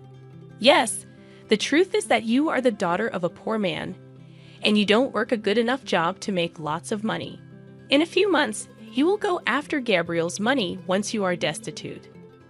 "Well, actually, I am not a poor man's daughter. I have 50 million in my bank account. No, I didn't earn it from my job. Rather, I got it from my father." "That is impossible. Your father didn't have anything in his name. You said that yourself. Don't try to fool us, June. We can see through your lies. It won't work for us. We will make sure you divorce our son and leave him to us." I smiled at them and then looked at Gabriel. He was still looking very upset, but gave me the signal to go ahead. He knew me inside out, and so he knew what was coming. I opened my bank account and showed them my bank balance. Louis and Lena took one look at it, and their eyebrows shot up to the sky. They looked at each other and said, "No, no, no, this is impossible. You must have fabricated these bank statements. You said you didn't get an inheritance. How? You even said that your father didn't own his house till the end. Where did this money come from?" What I didn't tell you was the fact that my father owned a big ranch where he lived. He sold the ranch and the house before he died. He gave me an early inheritance before signing himself into hospice. He didn't want me to use my own money for his care. He wasn't like you too. Louis and Lena couldn't believe what they saw. Even my words didn't sound true to them. So they asked Gabriel for the truth. When he confirmed what they saw, they went quiet for a minute and looked at each other again. Then suddenly, they changed their tune completely and said, "Oh, this is such great news. Here I was thinking that my son made a huge mistake. You should have told us sooner about your money. Yeah, we got riled up for nothing. Your father did well for yourself, June. I'm sure you'll make good use of that money. Now, like I said, we're like your own parents. Since this issue has been solved, there's no need for you to leave, Gabriel. You should have said something to us. We doubted your capabilities for nothing. You did marry well, son. I'm so happy today." With the expression Gabriel was making, I knew that my work was done. He would take care of the rest, so I held back my cuss words and let him do the talking. I trusted my husband to make the right choices, and he didn't disappoint me. Gabriel was fuming and started to scream at his parents. He said, "You still have the audacity to stand here and keep talking to us. Hell, how do you still expect June to pay for your comfort? You were hounding us to get divorced. And now you suddenly claim that she's family. How could you do this? We didn't know her net worth back then, Gabriel. She hid the truth from us. How are we supposed to know that she's actually rich? Yeah, June, we'd apologize for assuming the worst. You did surprise us. Anyway, now that you have an apology, can we move past this already?" "No, absolutely not. There is no way I'm forgiving you two for what you did today. I just got back from burying my father, and you two didn't even let me grieve in peace. I will never forget or forgive this. I think it has been enough already. Since you two think so lowly of me, there is no reason for me to keep you in my life. Today, I will protect myself and my wife from your toxic selves. Get out of my house and don't even think about coming back. From next month onwards, you are on your own. I won't be helping you out financially anymore. You don't deserve any kind of help after today." After Gabriel said that, Louise and Lena went absolutely ballistic on us. They also kept begging us and pleading with us not to cut them off. Neither Gabriel nor I paid any attention to their requests. In fact, Gabriel was so mad that he threatened to call the police if they did not leave our house.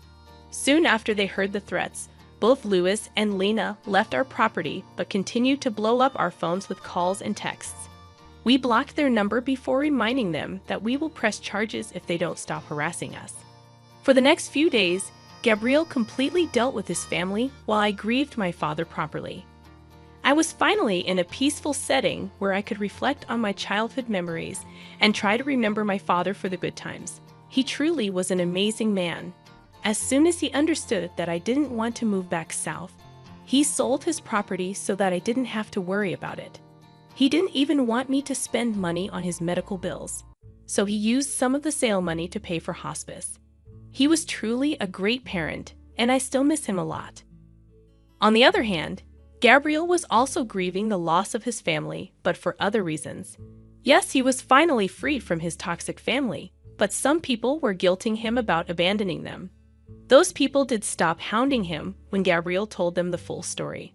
Now, everyone who knows Louis and Lena is disgusted with them. The duo still tried to contact us even after we blocked their numbers and changed our locks. We are contemplating taking out restraining orders if they don't stop soon.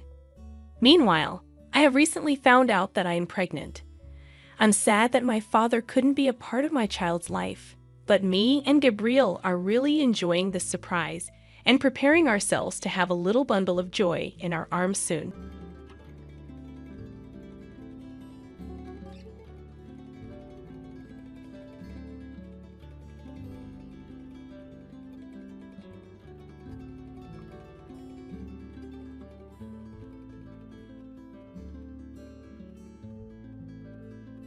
This house is really tough. My parents are both bedridden, and my older brother uses a wheelchair. Should keep your voice down, they might hear you. But I need to say it out loud. Imagine being in my shoes. I come home tired from work every day, only to find a house full of sick people. It's really sad. Lately, when my husband gets home, he starts complaining right away. I'm scared his complaints will wake my in-laws and Bill, who are sleeping in the other rooms. But Brian, you just lie down and ask about dinner and a shower. You never check on your family. I've been saying this. I'm exhausted from work and can't handle everything alone. If you won't help, you can't complain. Wait, are you misunderstanding something here? Misunderstand what? Taking care of the house is your job, isn't it? Who do you think pays the bills here? Don't act like you're better than me. You couldn't survive without me. My name is Rachel and I'm 32 years old. I've been married for 6 years. I lost my parents in a car accident when I was in elementary school and grew up in foster care until I finished high school. After that, I found a job at a factory that makes electronic parts, which is part of a big company that makes electrical equipment. My husband joined the main company a year after I started working there. We met when he came to work at our factory, started dating, and later got married. Before we got married, my husband Bill worked as a freelance system engineer and lived alone in a rented apartment that he also used as his office. After we got married, we moved in with his parents. When I first met my in-laws, they welcomed me warmly, even though they knew I grew up in foster care. I had often felt looked down upon because I didn't have parents, so their kindness meant a lot to me. A few years ago, my mother-in-law fell ill and became mostly bedridden. I decided to quit my job and became a full-time homemaker to take care of her. On her better days, she taught me how to do household chores, which I wasn't very good at. Now I have 2 sons, and I always wanted to cook together with my daughter-in-law someday. I'm so glad you're here, Rachel. I often found myself thinking, if my mom were still alive, would we have spent time together in the kitchen like this? Sometimes when I made a mistake while cooking, my husband would criticize me, but my in-laws would eat quietly without complaining. She put a lot of effort into it, so just eat quietly instead of complaining. My father-in-law would scold my husband. Bill visited us only once a month, but he always had a smile on his face. He would bring sweets from famous shops and share them with me. He was always considerate and kind, like a real brother. Being part of their family made me truly happy. However, 3 years ago, when my father-in-law retired, my mother-in-law got pneumonia and became mostly bedridden. She had been looking forward to traveling with her husband after his retirement, so it was devastating for her. I did everything I could to cheer her up. My father-in-law, now retired, took an active role in caring for her.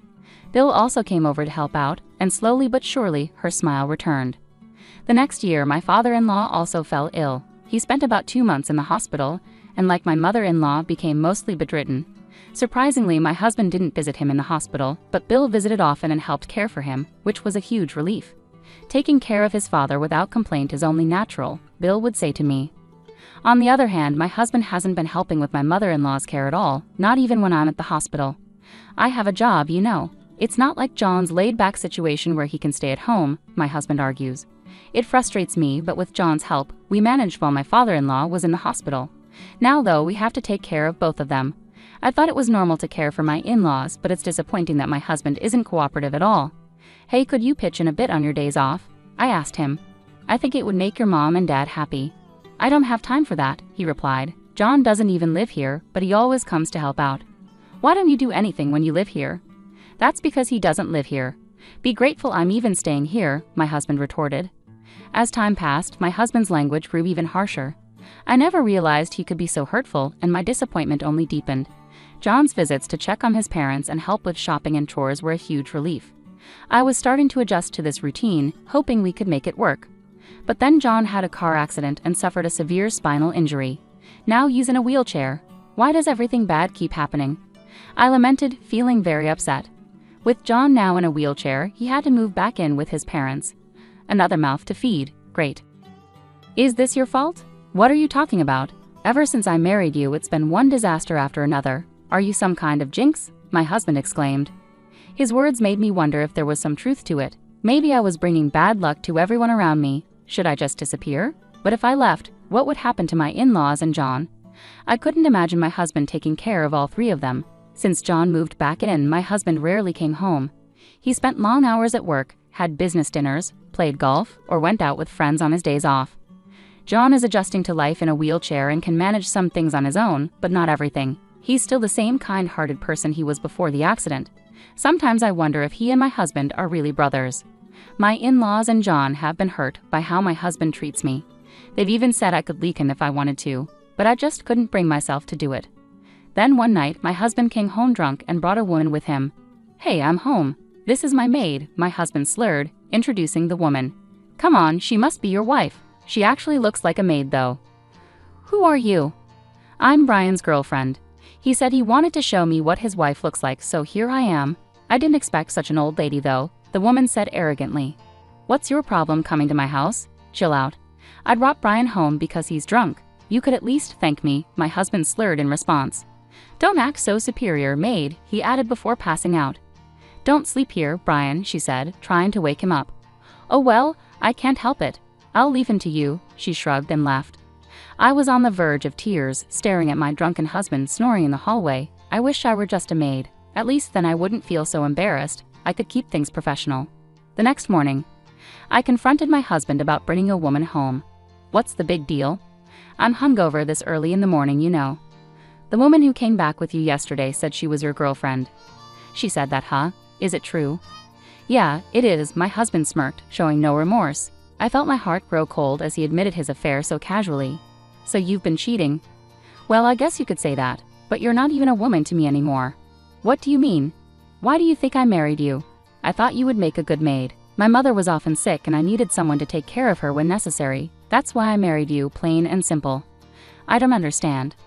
"A woman without a family won't complain, no matter how I treat her. You have nowhere else to go, so you have to stay here." Well, I didn't expect my father and brother would also need care. But whether it's one person or three, it's all the same. As my husband laughed and joked about it, I felt my strength draining away. Had he always seen me this way? The realization that he married me for these reasons brought tears to my eyes. Seeing my distress, my husband laughed again. "I'll leave you here, so make sure you take good care of them and don't complain about whatever I do outside. You don't have the right to do that. You're just a housekeeper and a caregiver," my husband declared. I was too exhausted to argue further, and leaving wasn't an option either. Like my husband pointed out, I had nowhere else to go and no one else to rely on. But more than anything, I couldn't bear to abandon my in-laws and Bill, who had shown me such kindness. They had given me a sense of belonging and warmth that I had never known before. How could I possibly leave them behind? If I divorce my husband, I'll become a stranger to them. They're the only family I have, and I can't let go of that feeling, I thought to myself. Seeing that I couldn't argue back, my husband grew even more audacious. He didn't hesitate to use foul language in front of my in-laws and Bill. "I'm so unlucky, burdened by these three. I need to blow off some steam or I can't take it anymore," he complained. From my perspective, he wasn't doing anything to help around the house or with caregiving. Instead, he did as he pleased, including having affairs. It seemed like he was enjoying himself while I struggled. "Oh well, I'm taking my paid leave next month and going on a trip." "A trip to Hawaii with my girlfriend," my husband announced. "What? So it's a vacation with your girlfriend while I handle everything at home?" I responded incredulously. "You're technically my wife, but you're not my main woman. You're just a caregiver, so this isn't an affair trip." "It's a trip with my main woman," he explained casually. I was left speechless by his brazen declaration. There was no use arguing with him anymore, and honestly, I didn't have the energy to argue or even feel angry anymore. I see. Do as you wish," I replied quietly. His announcement about going on a trip with his girlfriend didn't stir a hint of jealousy in me. It made me realize once again that I had no feelings left for my husband. The only reason I stayed was for my in-laws and Bill. I couldn't bear to leave them behind. That was all that mattered to me. My husband proudly shared his plans for a trip with his mistress with his family. But my in-laws and Bill looked at him with cold eyes. So the following month, my husband left on his affair trip, full of excitement. "You take care of the three of them without any trouble. That's all you're good for," he told me before leaving. Instead of feeling angry, I felt relieved that I wouldn't have to listen to his sarcastic remarks for at least a week. That night, I enjoyed a peaceful evening, and my in-laws and Bill seemed a bit happier. And then I slept well. The next morning, I woke up late and rushed downstairs. Oh no, I overslept. You must all be hungry. But when I rushed into the living room, I was stunned by what I saw. It felt surreal, as if I were still dreaming. Was this real? I had seen this scene so many times in my dreams. "What's the matter, Rachel? You look like you've seen a ghost," Mama said with a smile. "I think I need to wake up properly," I mumbled, turning to go back to my bedroom. "You're definitely awake, Rachel. This isn't a dream. We're in the middle of a strategy meeting," Mama reassured me. In the living room, there was a whiteboard set up, and Bill was standing in front of it, writing something. The board read, "Escape Plan." I couldn't believe my eyes. Why was Bill standing? Where was his wheelchair? I glanced around and noticed it folded up in a corner of the hallway. "Come on, Rachel. Don't just stand there. Come sit at the table," Mama urged me. Isn't this a dream?" I asked, still trying to grasp the reality of the situation. "Well, shall we execute the plan?" Bill said with a mischievous smile, standing up. Mama also rose from her seat, ready to follow him. I nearly collapsed seeing the three of them, who were supposed to be frail and bedridden, standing before me. And then a whirlwind week unfolded. When my husband returned from his trip, he called with an excited voice. "I'm at the airport now, heading home with my girlfriend. Have dinner ready. She'll be living with us from now on. Don't worry, you'll stay right here, taking care of us," playing the role of a housemaid for both me and her. "Oh, I see. Do as you wish," I replied quietly. "Then you're a pitiful woman, you know. You can't even complain when your husband brings another woman home. You have nowhere else to go, no family to rely on. You're stuck clinging on to me. Anyway, keep on serving me," he taunted. He seemed to be reveling in his own satisfaction, pleased that everything was going according to his plan. I remained silent. An hour later, I received a frantic call from him, a stark contrast from his earlier tone. "What? What's going on? What do you mean there's a stranger in our house?" "Oh, they must have moved in," I replied calmly. "Who are they? What are you talking about?" "Well, it's a rental property, isn't it? Once we moved out, it's rented to someone else. The real estate agent said he appreciated how well we kept the place clean," my husband explained. "What do you mean, we moved out?" "Our home was a rented single-family house we moved into when we got married. It was meant for us and my in-laws, with Phil covering the rent," I clarified. Indeed, most of our living expenses were covered by Phil. Initially, my husband contributed to utilities and other costs. However, as my mother-in-law and Phil's health declined, he started withholding his contributions, arguing that his presence alone was enough support. Bill had reservations about his brother's behavior but didn't feel he could say much after moving out. Then he had a traffic accident that left him partially paralyzed initially. He believed it would be a permanent condition but began recovering surprisingly quickly, though it seemed temporary. This prompted him to move back in with his parents. Despite my in-laws actually improving in health, Bill and Mama pretended to still be frail to deceive my husband. They started planning to leave the house, with Bill's help being crucial for their scheme. This led him to return home. My in-laws had secretly purchased a retirement home with their savings and retirement funds, preparing for the future. Bill handled all the paperwork while they decided on their move. Upon discovering my husband's trip with his mistress, they decided it was time to put their plan into action. I was completely taken aback when they revealed their plan to me. To make matters better, they had already arranged a place for me to stay, they said. "I apologize for keeping this from you as well, Rachel. I thought you might not be able to keep this secret because you're such an honest person." "There's no way to thank you enough for everything you've done for us," my in-laws said as they held my hand and smiled. "I wish I could spend more time with them," I said tearfully. "You have your own life, dear. You don't have to be tied down to us. My parents are in good hands with me around, Rachel. You don't have to worry about a thing. But you know you're always welcome to visit. You mean more to us than a real daughter. We sincerely pray for your happiness." I was so overwhelmed with gratitude and happiness that I couldn't stop crying.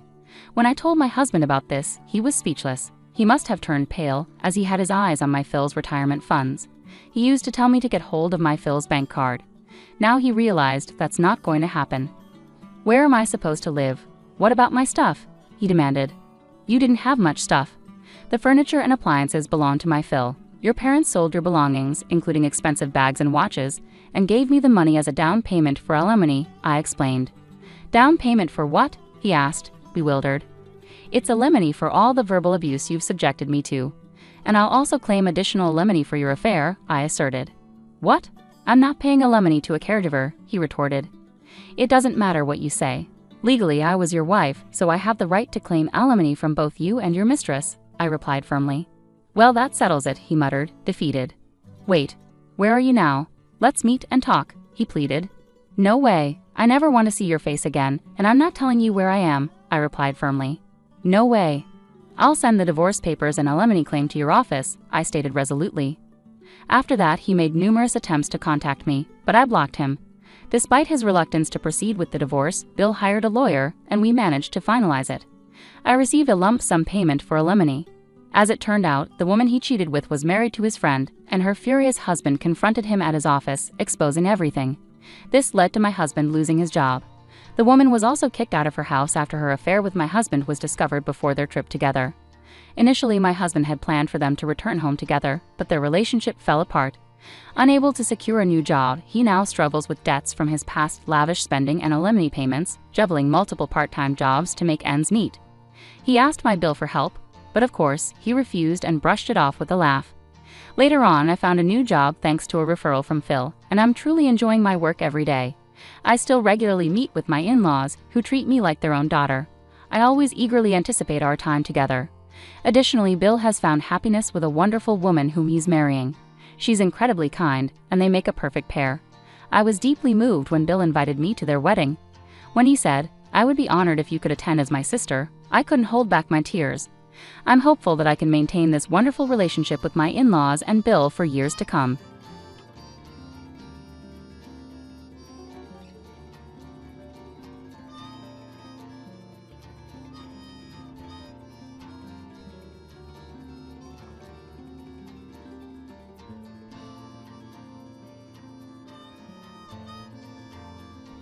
Mom, what's that over there? When I returned home from my parents' house with my daughter, we were met with piles of trash bags in front of the entrance. As we approached, I realized that these bags contained my daughter's and my belongings, carelessly packed as if they were actual trash. Confused, I exclaimed, "What's this? Why is this happening?" My daughter tearfully pulled out her beloved stuffed animal from one of the bags and hugged it tightly. Frustrated, I marched towards the entrance, only to find that the locks had been changed while we were out. It became apparent that my mother-in-law and sister-in-law were behind this. Ringing the doorbell and knocking several times yielded no response. "What is this? Isn't it terrible?" I muttered. Upon closer inspection, one of the trash bags had a note that read, "Parasites disappear, never come back." A surge of anger welled up within me, and I couldn't help but express my frustration aloud. "The real parasites are you," I muttered. This was the worst treatment I had ever received from my in-laws in 15 years. Not only me, but making my daughter feel this way too was unbearable. My patience exhausted, boiling with anger, I loaded our belongings into the car, and we returned to my parents' house. "I will never come back to this house again," I declared. "I'm looking forward to seeing what happens to the parasites when their host is gone." My name is Sarah. I am currently 43 years old. I live with my husband, daughter, and my husband's mother and sister. I can't say we live happily. I work from home, but this house is never peaceful. The issue lies with my mother-in-law and sister-in-law, Diane. They have disliked and ignored me for over 10 years. As my daughter, Tracy, grew up, it bothered me less and less. I mainly work as a personal consultant.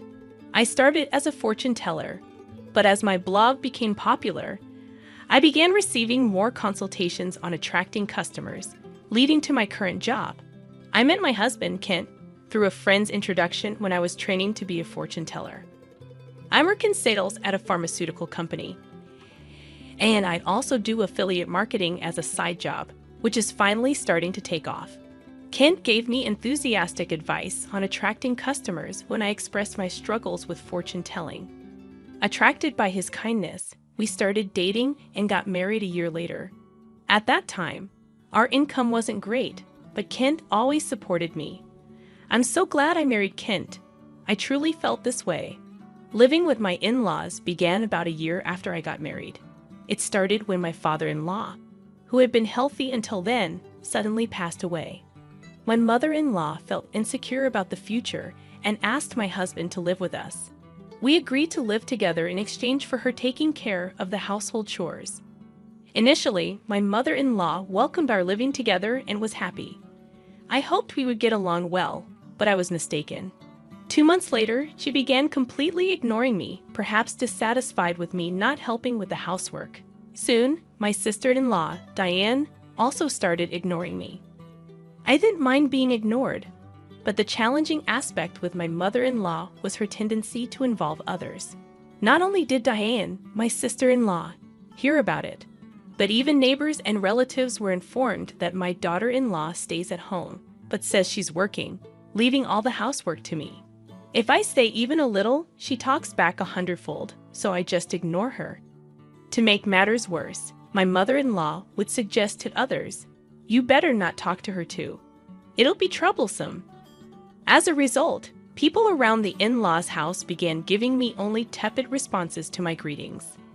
I felt isolated, and it became very difficult. Despite my pleas to stop spreading strange rumors, my words were completely ignored.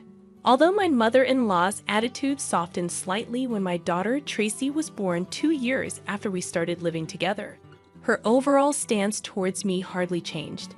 However, she was very fond of Tracy, and having her help with household chores and childcare was a huge relief as my work became busier. Around the same time, my husband Kent's side business started to struggle, and he seemed unable to adapt to changes in the affiliate marketing market. He approached me saying, "Sarah, can you increase your contribution to the monthly expenses a bit?" I agreed, expressing that my consultations were increasing, and the new methods I implemented were working well. Despite my willingness to collaborate on ways to boost his sales, Kent insisted on handling it independently, saying, "I think I'll try it on my own. I'm really sorry." From the beginning of our marriage, we had agreed that Kent would manage the household finances. Initially, my income was low, so he allowed me to contribute more when my sales increased. I transferred money to Kent based on my monthly earnings, and he provided a fixed amount for living expenses in cash. Initially, I could only contribute $100, but now I could transfer up to $1,000, though not every month. I could contribute more if I dipped into savings. I knew Kent was struggling with his side business, but his pride prevented him from consulting me. He began spending more time at cafes after work, returning home later and later.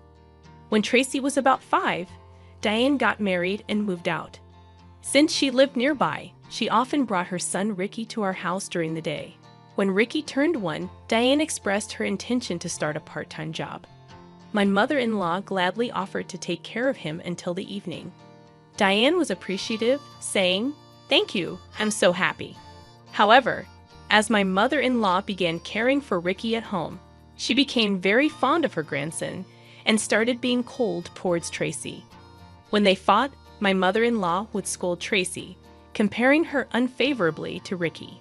Over time, Tracy started playing near me and began to dislike my mother-in-law's behavior. I spoke up, saying, "Talk to your mother. Tracy and Ricky are both her grandchildren.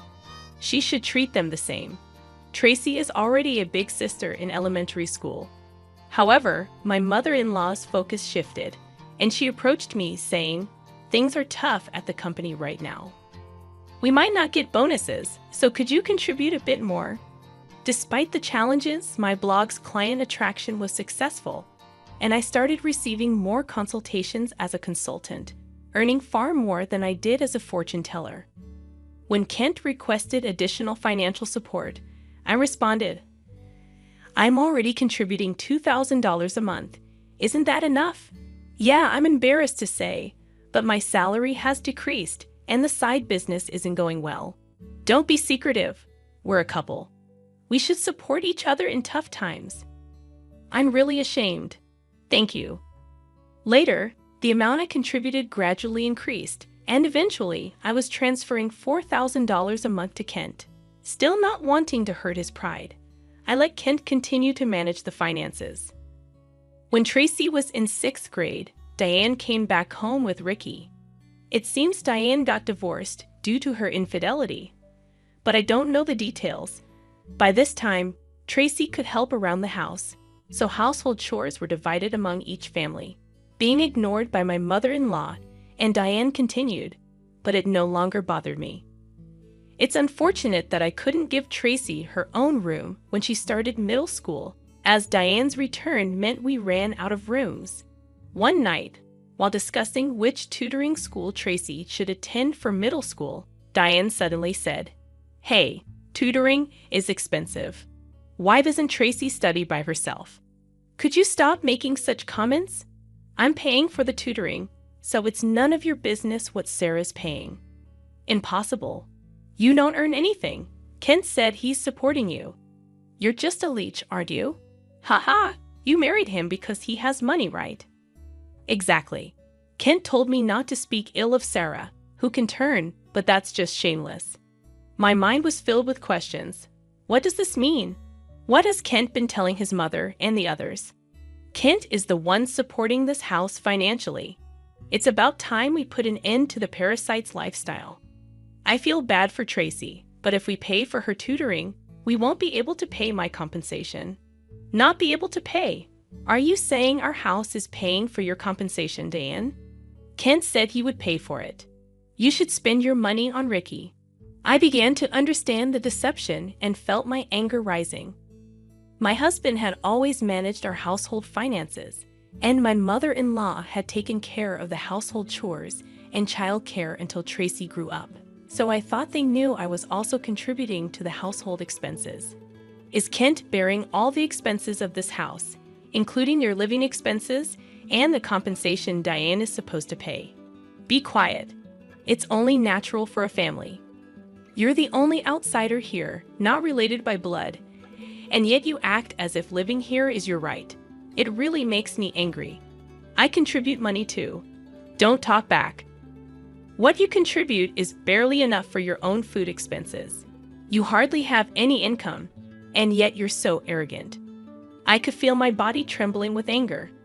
I could see Tracy on the side, looking like she might cry. I knew Kent had a lot of pride, but I never thought it would be this bad. Certainly, in the beginning, Kent was paying for the living expenses and pocket money for my mother-in-law and Diane, but I had started contributing as well, and now we were living on my income.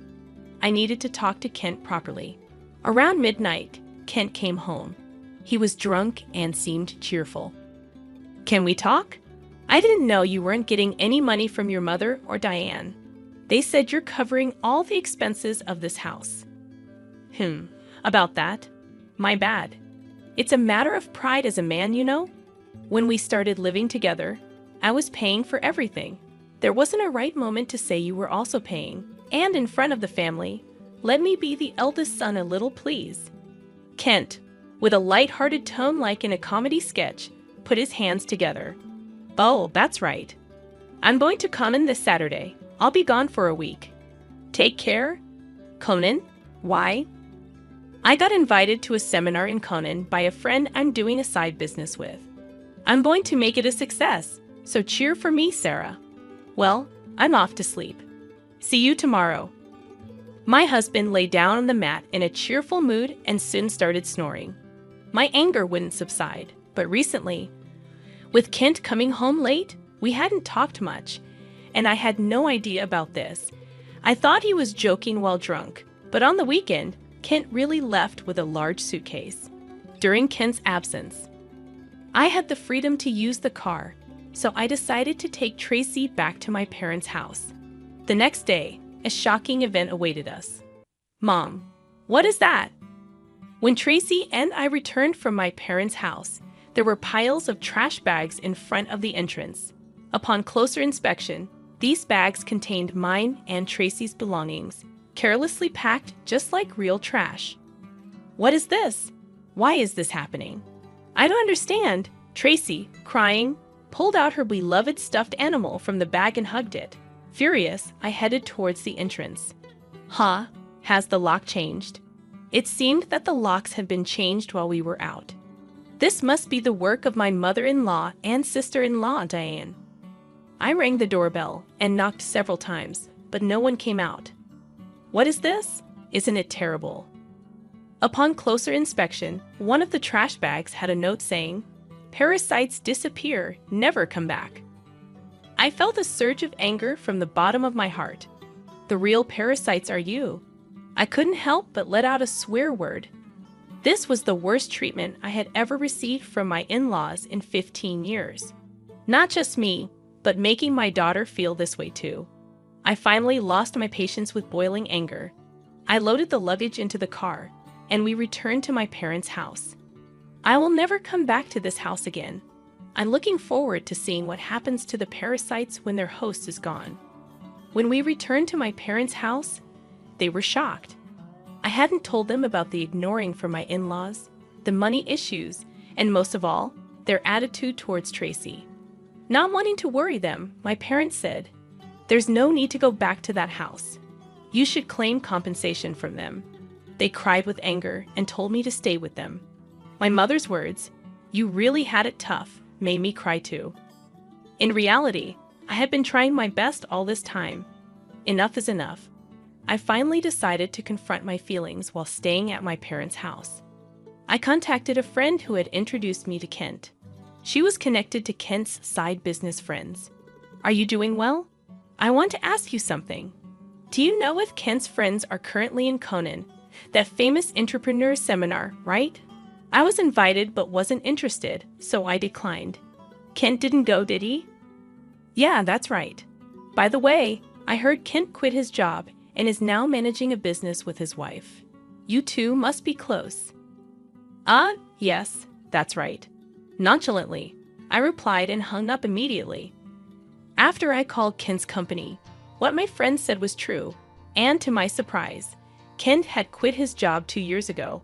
This meant that for the past 2 years, I had been paying almost all of the living expenses for my in-laws. Looking back over the years, I suddenly felt hollow. A week later, I received a laid-back message from Kent saying he was back in the US. After continuously ignoring him, I stopped hearing from him altogether. He must have heard the news back home. Expecting persistent contact from Kent, I hired a detective to investigate him. The investigation revealed that Kent, dressed in a suit in the morning, spent his afternoons gambling and evenings at a woman's house. So I asked for an investigation into his infidelity as well. 3 weeks later, Kent called me. It must have been close to his former company's payday, and he was panicking. "Sarah, sorry I couldn't contact you. I'm sorry for what my family did. I heard they kicked you out, and I was thinking, why did it come to this? Really? Did you tell the truth to your mother and Diane?" Kent quickly changed the subject and said something unbelievable. "Let's leave that house and live in a new home, just the 3 of us. I'll cut ties with those who disregard you, Sarah. I'm ready to abandon my mother and Diane, so please come back." Are you really cutting ties with your mother and Diane? Was Kent planning to easily discard them after making them dependent on him? I was disappointed in Kent and his self-centered actions, so I told him, "I'm coming back for now, so leave the door unlocked." Kent seemed delayed at my message. A few days later, I returned to my in-laws' house with Tracy. Kent, his mother, and Diane were there, but Ricky was nowhere to be seen. I was relieved that Ricky didn't have to witness the adults' ugly arguments. When Kent made some remarks, I ignored the displeased pair and took out a divorce form from my bag. I confronted the surprised Kent. "I heard you quit your job without telling me. Since we're supposedly managing a business together, does that mean the $4,000 I've been transferring every month was actually your salary?" Kent tried to excuse himself. "No, that's not it. I told you the business was in trouble, right? So, I decided to quit before getting fired. Carly, I heard you quit 2 years ago, right? I called your company, and it's still not bankrupt." Kent fell silent. I pressed further. "By the way, what role do you play in our joint business management? Are you the accountant?" Kent became increasingly uneasy and started sweating. "Kent is supporting the whole family, isn't he, Mother? He quit his job, his side business isn't going well, and yet it's a mystery where the money is coming from. I'm leaving, but please continue to get financial support from Kent." My mother-in-law and Diane's faces turned pale and ashen. "But the other day on the phone, you were crying and begging to save only yourself, saying you'd cut ties with your mother and sister. Haha, but that won't happen. I'm also discarding Kent here." "What do you mean? I don't understand. Kent hasn't been going to work. That's a lie. He leaves in a suit and Sarah was supporting the household. It's true. Sarah has been paying for everything for years. I'm unemployed now and not doing any side business. We're going to have a hard life because you guys kicked Sarah out. We could have had an easy life without working if you hadn't done anything unnecessary. What do you mean by that? You were planning to abandon us, weren't you? Kent's response ignited the fury of my mother-in-law and Diane. As the three of them caused a commotion, Tracy and I began to take action. I came to pick up some forgotten items. I took a cleaning robot bought within the last 6 months, an expensive microwave favored by my mother-in-law, and a beauty device Diane had gotten from Kent. Wait, that's mine. This is mine since I bought it with my money, or you can pay me back for it. Diane fell silent at my words. Then I searched for and gathered my belongings from their rooms. The belongings they had put out did not include my expensive brand bags and accessories. Why are you taking that too? This is mine. I ignored their complaints and sweet talk. Finally, I dropped a bombshell on Kent. Oh, I forgot. I plan to claim compensation from your mistress, Mary, too. Tell her it's no use running away. What? How do you know about her? I know you went to Conan with Mary recently. Good for you, right? Of course, I have all the evidence of the affair, so no escaping that. No way. You've been deceiving me and having fun for the past 2 years. I'll be claiming compensation for the affair, child support for Tracy, and oh, you were secretly paying Diane's compensation too. I'll be claiming that back as well. As I prepared to leave, my mother-in-law and Diane desperately tried to stop me. I was wrong, Sarah. I'm sorry. We just believed what Ken said. We can't live without you. We'll do anything. Please help us. I can't pay you back for the compensation. I'm sorry too. I apologize for everything. You'll forgive us, right? I couldn't help but laugh at their foolish faces. They finally realized who had been supporting their lifestyle, realizing too late that their non-blood related support was gone. Let's just ignore these people, Mom. Let's go home. Yes, that's right. Kent, you'll be hearing from the lawyers soon. Please take care of it. Leaving a dejected Kent behind, we returned home with the items we had collected. Later, my divorce with Kent was finalized, and I demanded compensation through a lawyer. I received numerous apologies and pleas for reconciliation from my mother-in-law and Diane, but I ignored them all. Surprisingly, there was still some inheritance left from Ken's father. The fact that they had been living off my money without using their own angered me again. However, the inheritance wasn't enough for the compensation, and ultimately, they had to sell the house to make a lump sum payment. Naturally, this included the compensation I had been paying for Diane. After selling the house, I don't know what became of Ken's family. I hope Ken can take care of his family, but ultimately, he will choose his path. I also claimed compensation from Kent's mistress, which led to an unexpected revelation. Through the lawyer, I informed her that Kent was unemployed, and I had been supporting the family. Kent had deceived her, claiming he was an entrepreneur with a successful business. In the end, they broke up after an argument.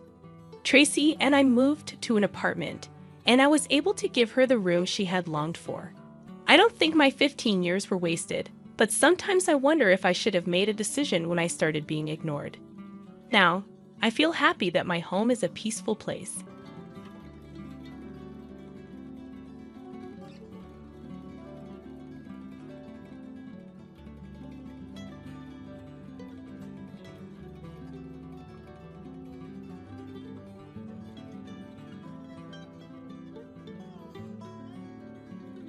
Hey, aren't you going to contribute more around the house? If you're going to be that kind of wife, maybe you should just leave. I sat there, stunned by my mother-in-law's harsh words. Her cold, intense gaze bore into me. Francisco has us, and we don't need you anymore. You always look tired and seem to accomplish nothing, chimed in my unhelpful sister-in-law with a dismissive tone.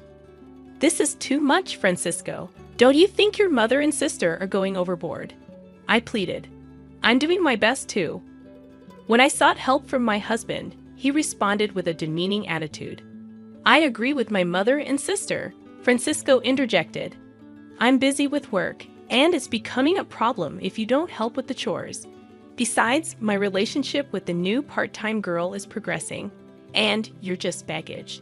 Can you quickly pack and live somewhere else?" Shocked by Francisco's words, I glanced at the three of them. They all seemed to blame me. A surge of rage welled up in my chest. I took a deep breath, calmed myself, and said, "I understand. I need some time." My in-laws, who had once relied on me, were now falling apart. My name is Michelle, and I'm 32 years old. I work diligently, both at my job and in household chores. While it's not uncommon for women to continue working after marriage, I truly love my job and strive to succeed in the company I joined right after college. One morning, as I was getting ready for work, my husband, Francisco, approached with a pleading look. "Michelle, can you take care of this?" He handed me a file crammed with receipts and bills. "You should manage the cafe's finances properly." I smiled and responded, "Sorry, but I'm really bad at that." I met Francisco while he was working part-time at a cafe I frequented. After a few chats, we began dating and eventually talked about marriage. Now, Francisco owns the cafe, but despite his ability to run the business, he struggles with paperwork and always asks me to handle the accounting. As I sighed, my mother-in-law added, "Michelle, I suddenly feel like eating Chinese food tonight. Could you rinse the rice well? Also, Mia and the kids are coming this weekend, so we need to plan their meals." "Sure, I got it." I nodded to my mother-in-law's request and hurriedly left the house. Before marriage, I was excited about my new life with Francisco. However, he suggested, "My mom's lonely by herself. Why don't we all live together in our big house?" So now I reside with his mother. To put it lightly, she's not proficient in household chores. When we moved in, the house was a bit of a mess. After my father-in-law passed away, she started living on a pension, which she mostly spends on dining out or ordering food. Francisco seems to believe that housework is a woman's job, making it my full responsibility. Francisco's sister, Nia, occasionally brings her kids home, and each time she does, my to-do list grows. I can't help but think that yet another chaotic weekend is approaching. Weekends, which should be precious times for recovering from the usual exhaustion, turn into moments where my sister-in-law's children ask to play or complain about being hungry. I find myself not only preparing meals in the kitchen, but also entertaining the children. Then, my sister-in-law drops a bombshell.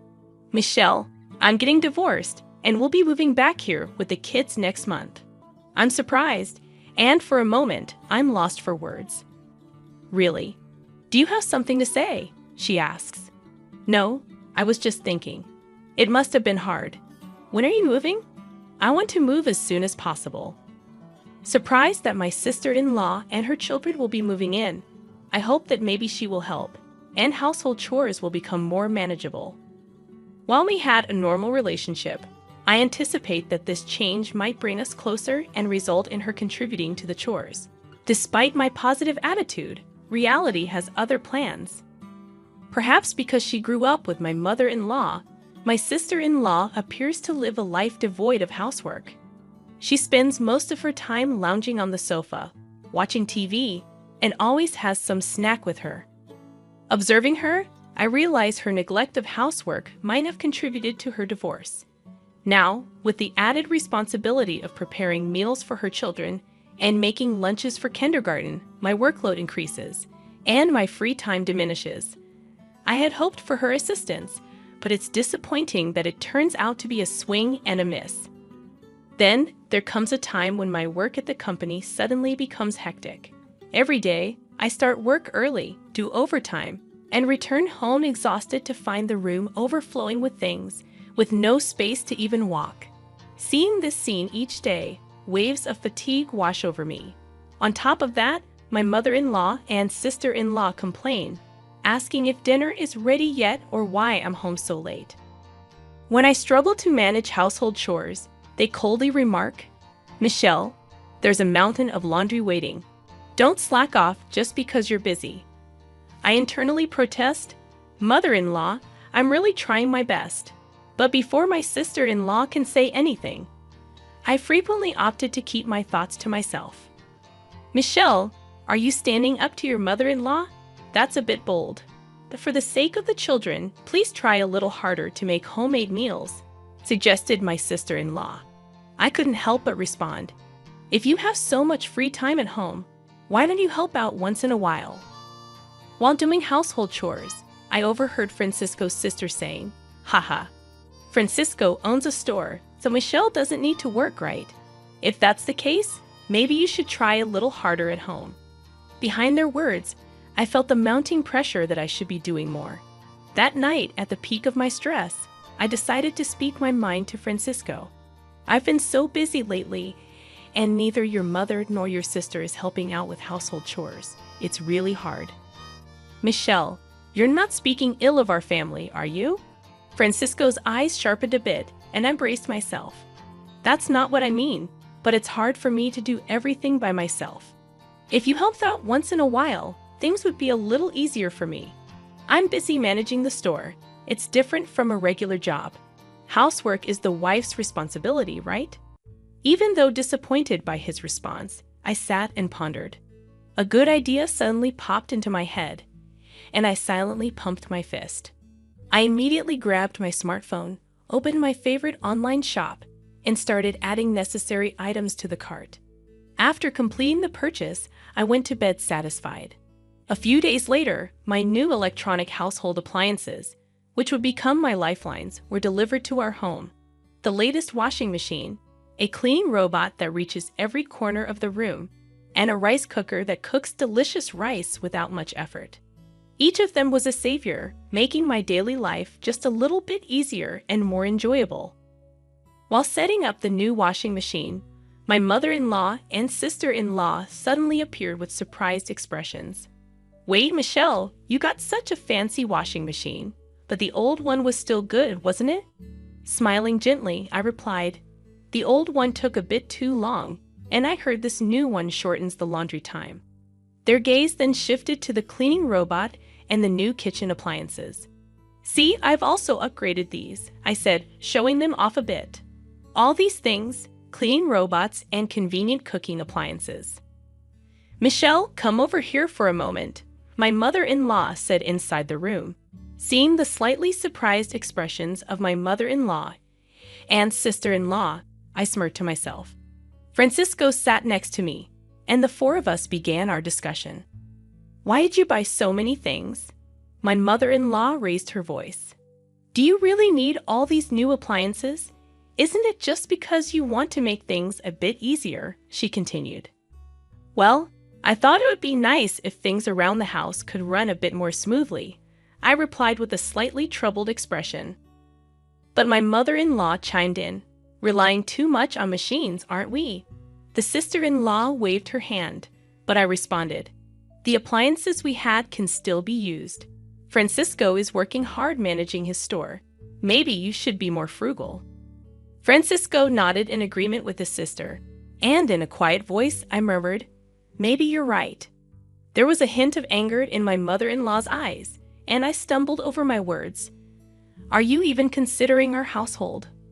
I really am, but I'm just a bit exhausted, I replied. My mother-in-law raised her voice, exclaiming, enough. I can't believe you're our daughter-in-law. My sister-in-law, with a disgusted look, added, I'll watch over Francisco. We don't need someone like you here. When I looked at Francisco, he said coldly, I understand what Mom and Sis are saying. It's a bit difficult to have a wife who doesn't do housework. Looking at Francisco's face, my heart felt heavy. He continued with a cold smile. I have my own store, so I decide how to use my money.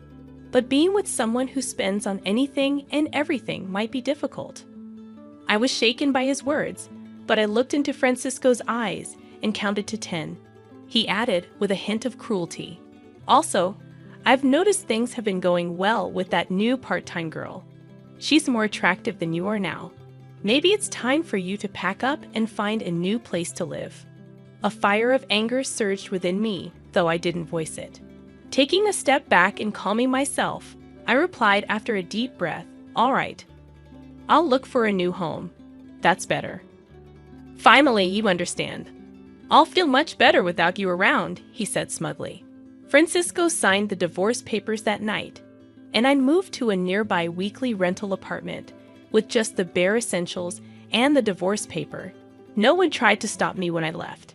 Did they ever really care about me? After submitting the divorce papers at the city office, I found a stylish apartment to start fresh. During this time, an unexpected opportunity came my way. A promotion I had been putting off because of my family situation. I seized this chance and began working as a section manager. Every day, as I dedicated myself entirely to my job, I felt a renewed sense of accomplishment. In the midst of these busy days, my phone rang. The caller ID showed it was my former mother-in-law. I thought we had nothing to do with each other anymore, right? Without checking her message, I swiped to dismiss the call. My new life had begun, and I wouldn't look back at the past. A year flew by. One weekend, as I was relaxing in my room, listening to my favorite music, my phone rang again. To my surprise, it was my former mother-in-law. Wondering what she wanted after all this time, I picked up. "Hello, is something wrong, Michelle?" I finally got through. "I didn't think you would answer after so many calls." "Well, it's been a while. What's going on?" I asked. She hesitated for a moment and then asked, "How's your new life?" Despite her probing tone, I replied cheerfully, "It's great. I love my new apartment, and work is going smoothly. I even got promoted and am living freely." "That's good, Michelle. Can you come back home?" I was taken aback and blurted out, "Why?" "We're struggling financially." I thought to myself, I knew it, and responded cautiously, "Francisco's cafe only makes about $1,000 a month, right? If no one else in the family works, things could be tough." "You knew about that?" she asked. Yes, Francisco's cafe wasn't doing well. I was fully aware of its financial situation since I handled all the accounting. But he pretended to be the successful owner without understanding the real state of his business. It was almost laughable how oblivious he was. I handled all the finances and procurement, so of course. I sensed her shock. "You knew and didn't tell us?" "We had no idea you were doing so well in such a big company, or that you were contributing so much to the household expenses," my former mother-in-law exclaimed. I admitted, "Yes, I contributed more than $3,000 every month. Thanks to that, you all managed." The truth was, I used my salary to bridge the gap in Francisco's business losses. He seemed completely unaware of the situation, and after I left, it seemed reality hit hard. "Michelle, can you please come back?" she asked.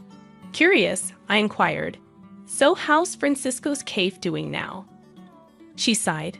"We might have to close soon, and the part-time workers keep quitting." With an inward smirk, I commented on his slightly sloppy management style. "It's hard to keep it going for long, isn't it? His little bit of pride doesn't help. Not doing proper work. I mean, how many women out there do you think would be willing to support a guy like that?" My former mother-in-law was momentarily at a loss for words. I continued somewhat sarcastically, "Wait, I'm a bit busy now.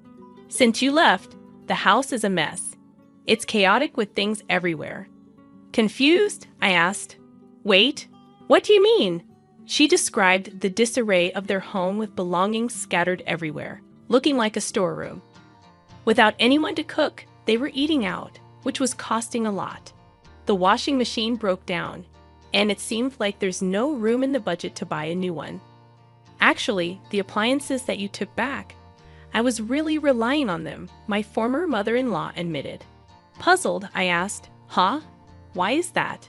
"Those were for my convenience. Besides, I bought them myself, so it's okay for me to take them back, right?" She reluctantly agreed, "Yeah, I guess so. But I never realized housework was this challenging." With a firm tone, my former mother-in-law added, "With 3 adults in the house, how can it be that hard? What are Francisco and your daughter doing?" A hint of fatigue could be heard in her voice. As for Francisco, His staff members have been quitting, and sales have plummeted. As soon as he found out, he became really downcast and has just been lazing around at home. But Francisco used to spend his money from the store without any restraint, right? On top of that, Mia doesn't help at all. She doesn't do anything around the house and even gets her allowance from me.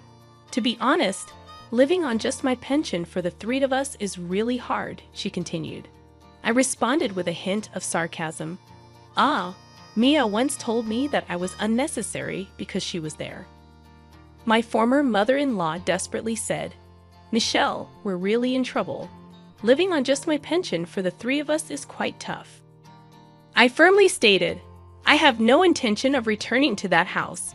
It must be hard living with all that baggage. She seemed to be at a loss for words. Seeing her like this made me feel a bit sorry for her. But as I was about to hang up, my former mother-in-law seemed eager to say something. Michelle, I'm really sorry. Can you reconsider? Her voice sounded a bit exhausted. I replied, I wonder if we can ever spend days together with smiles again. Was it that hard without me? I asked with a mix of surprise and calmness. After a short pause, my former mother-in-law took a deep breath. Yes, there's actually an issue with the property tax. We might have to let go of the house. I said, I see, but I really don't want to get involved anymore. Decide what you're going to do with your family. I hung up without waiting for her next words. After that, I set it up so I wouldn't receive any more calls from her. In my room, holding my favorite mug filled with aromatic coffee, I enjoyed my time alone, looking at the outside scenery. A smile spontaneously appeared on my face. A few months later, when I passed by the cafe where Francisco used to work, I noticed the place was now quiet and empty. Recalling its past liveliness, I felt a bit nostalgic. It seems they really closed the shop. While walking around the old town, I became curious about my former in-law's house and saw a sold sign. Coincidentally, I bumped into an old neighbor in town. According to her, those three had quickly sold their house and moved to a small apartment nearby. In their new home, there were always loud arguments and even the smell of garbage. It seems the neighbors are quite bothered, and it has become a bit of local gossip. I thought, it must be tough for them, but with a bit of effort, life can change. I wondered why they don't try. As I gazed at the old house, these thoughts wandered in my mind. A lot has happened to me since then, but I'm living each day to the fullest. In fact, a handsome guy from my workplace confessed, saying, I really admire your hardworking nature. Now we're enjoying our dates, and I'm really looking forward to what the future holds. If I get married again, I really want to be happy. I'm feeling very excited about it now.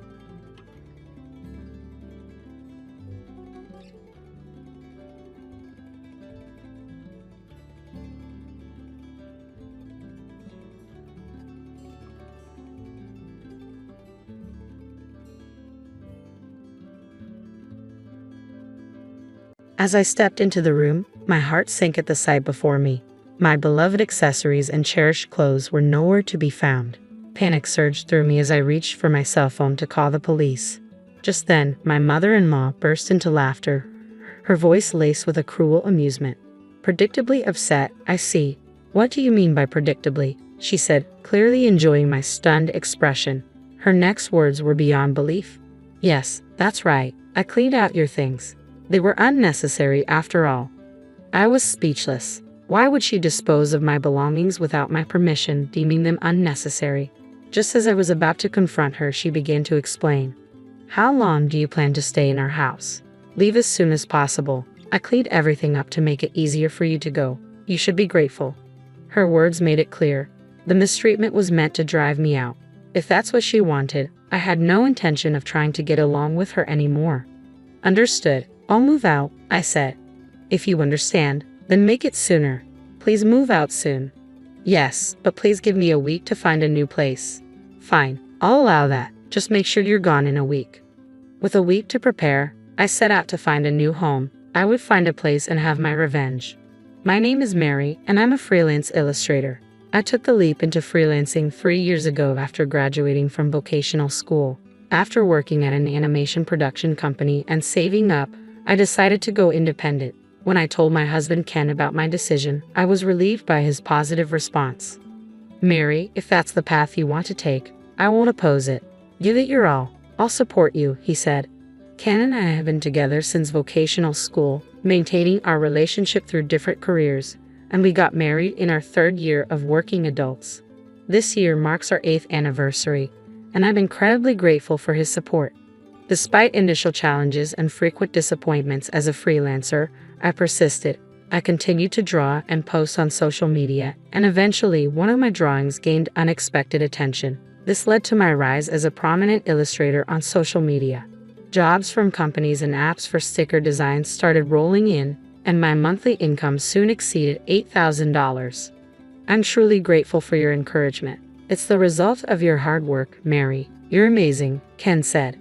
I can't thank him enough. If he had opposed my decision to become independent, none of this would have been possible. I wouldn't have achieved this level of income if it weren't for my persistent efforts. Although I haven't saved up a lot yet, my goal is to buy a house and create my own workspace. While I'm grateful for the increase in work, our current flat is becoming increasingly cramped, making it difficult to store important documents. One day, my husband suggested a potential solution. Why don't we move to my parents' house? There's a spare room there, and it's only my mom living there now. What do you think? I was taken aback. Really? Are you sure that's okay? He reassured me. Yes, I've already spoken to my mom about it. Ever since my dad left with his affair partner when I was little, that room has been empty. Mom said it's fine for you to use it. It was a generous offer, and I saw no reason to decline. I agreed to the move, and 2 weeks later, we visited his family's house. My mother-in-law greeted us warmly. "It's been a while, Mary," she said. "Yes, it has," I replied. "I've heard from Ken that you're a popular illustrator now." "Oh, it's nothing like that," she said modestly. "Feel free to use the room as you like. Come in," she invited us with a smile. I felt at ease with my kind mother-in-law and husband and was determined to focus on my creative work in this new environment. Thus, a new chapter of my life began at my in-law's house. At that time, I was unaware of the underlying dynamics within the family. 3 months after moving in, I had settled into the new surroundings. This job is done, I thought, pleased with the improved work environment and the significant boost in my income. Everything seemed to be going smoothly. However, 2 months later, life took an unexpected turn. My husband was suddenly laid off from his company. "What should I do now?" he sighed as soon as he got home. I was concerned. What happened? Was there trouble at work? "Are you okay? Was there an issue with a client?" He had been working in sales at a major trading company, handling industrial products since graduating from vocational school. I had initially thought it was a minor issue with his sales performance, but his response was completely unexpected. "I've been fired," he said. "What?" I was taken aback. "I mean, you've been laid off?" "Yes," he explained. "But why? You've been working so hard. How could this happen?" I asked, struggling to grasp the situation. They said our department was underperforming and that maintaining us was a burden. They gave me a choice between a drastic pay cut or a decent severance package. "It's effectively downsizing," he said. I was at a loss for words. I felt helpless, unable to comfort him as he faced this unexpected turn of events. The company he had dedicated years to had discarded him so easily. The next day, my husband began spending his time idly at home. I hoped he would quickly start looking for a new job, but he didn't seem ready to take that step. It looked like the responsibility of supporting us now fell on me. Determined to make up for the lost income, I threw myself into my work with even more dedication. Sometimes I worked nonstop from morning till night, barely finding time to eat. I wondered if I was pushing myself too hard, but the results were undeniable. At the end of the month, a substantial amount of money was deposited into my account, an amount I had never seen before. I called my husband over to share the news. "Hey, you don't need to rush into finding a job right now. We earned $440,000 this month alone. I think we can manage if we don't spend it wastefully," I said. "Wow, that's impressive," he said, his voice tinged with surprise. But there was a coldness in his eyes that made me question why I had shared my income details with him. The next day, my mother-in-law's persistent demands began. "Mary, come here for a moment," she called loudly from downstairs as I was focused on my work. "What is it?" I asked, pausing my tasks and heading downstairs. She stood in the living room and said, "Do the laundry for me." "But I haven't finished my work yet," I replied. "You can do that later. You've been quiet so far, but isn't it about time you did some housework? You're a daughter-in-law, after all," she said directly. Faced with her blunt words, I reflected on her position and realized she had a point. I understood the expectations placed on me. I had been so absorbed in my work that I had neglected all the housework, leaving it entirely to my mother-in-law. I realized I might have been wrong. "Understood. I'll do the laundry as soon as I finish this work," I said. True to my word, once I completed my tasks, I did the laundry and also cleaned the living room. I thought a break like this might be necessary sometimes. But since that day, my mother-in-law had become increasingly demanding. "You're always drawing, like a child," she said. "If you have time for that, you should go shopping. I can't imagine your paintings ever selling." Her criticisms piled on more household chores, and I found myself swamped with daily tasks. I was even woken up before 5 a.m. to prepare breakfast, leading to chronic sleep deprivation. My concentration faltered, and my productivity significantly decreased. Although my income hadn't dropped significantly yet, I worried that I might not be able to continue working if this continued. I decided to discuss the issue with my husband when we were alone. "Your mother seems to dislike me lately and is constantly picking on me. I don't mind doing chores, but being assigned tasks from morning to night every day is affecting my ability to focus on work. I need you to talk to her and ask her to stop." "What a hassle," he replied. "Why don't you tell her yourself? Besides, if you can't manage work, why don't you move somewhere else? You have an income, after all." "What? Why would you say that? I'm working so hard while you've been lagging around without looking for a job," I responded, feeling frustrated. My husband had a point, but it was difficult for me to address these issues directly with my mother-in-law. He shrugged off my concerns and went to bed, leaving us unable to have a proper conversation. And so, half a year passed. I was mentally and physically drained from the relentless mistreatment by my mother-in-law. Despite my exhaustion, my husband showed no signs of looking for a job. My work progress had slowed considerably, and my income had dropped to less than half of its peak. "I can't take this anymore," I thought one day. Overwhelmed, I left the house and ended up at a nearby park. Sitting on a bench, I felt a small sense of relief. After about an hour, I returned home, but the thought of working seemed unbearable, so I decided to take a nap in my room. When I opened the door, I was stunned. "What's this?" I couldn't believe my eyes. All my favorite accessories and cherished clothes were gone. I panicked and was about to call the police when I heard my mother-in-law's voice behind me. Predictably upset, "I see," she said with a mocking tone. "What do you mean, predictably?" I asked, bewildered. Her laughter was sharp and dismissive. "Yes, that's right. I cleared out your stuff. It was all unnecessary." I was speechless. Why had she disposed of my belongings without asking? As I tried to process her actions, she continued, "How long do you plan to stay here? Just leave already. I cleared everything to make it easier for you to go. You should be grateful." Her words made it clear. All this mistreatment was meant to drive me out of the house. If that's what she wanted, I no longer had any desire to get along with her. "I understand. I'll move out," I said. "Good, make sure you do it soon," she replied. "Yes, but please give me a week to arrange a new place," I requested. "Fine, you have a week. Just make sure you're gone after that," she agreed. I quickly found a new place to move to. Initially considering a detached house, I ultimately chose a luxury high-rise apartment to make a statement. I was leaving not only my mother-in-law, but also my husband, who was lazily depending on my income and showing no effort to find a job. Fortunately, I had saved enough money before my income dropped, which I used for this move. I signed the lease with the real estate agent and was ready to leave at any time. When the week was up, I packed up and prepared to leave. On the day I was set to depart, I filed for divorce from my husband.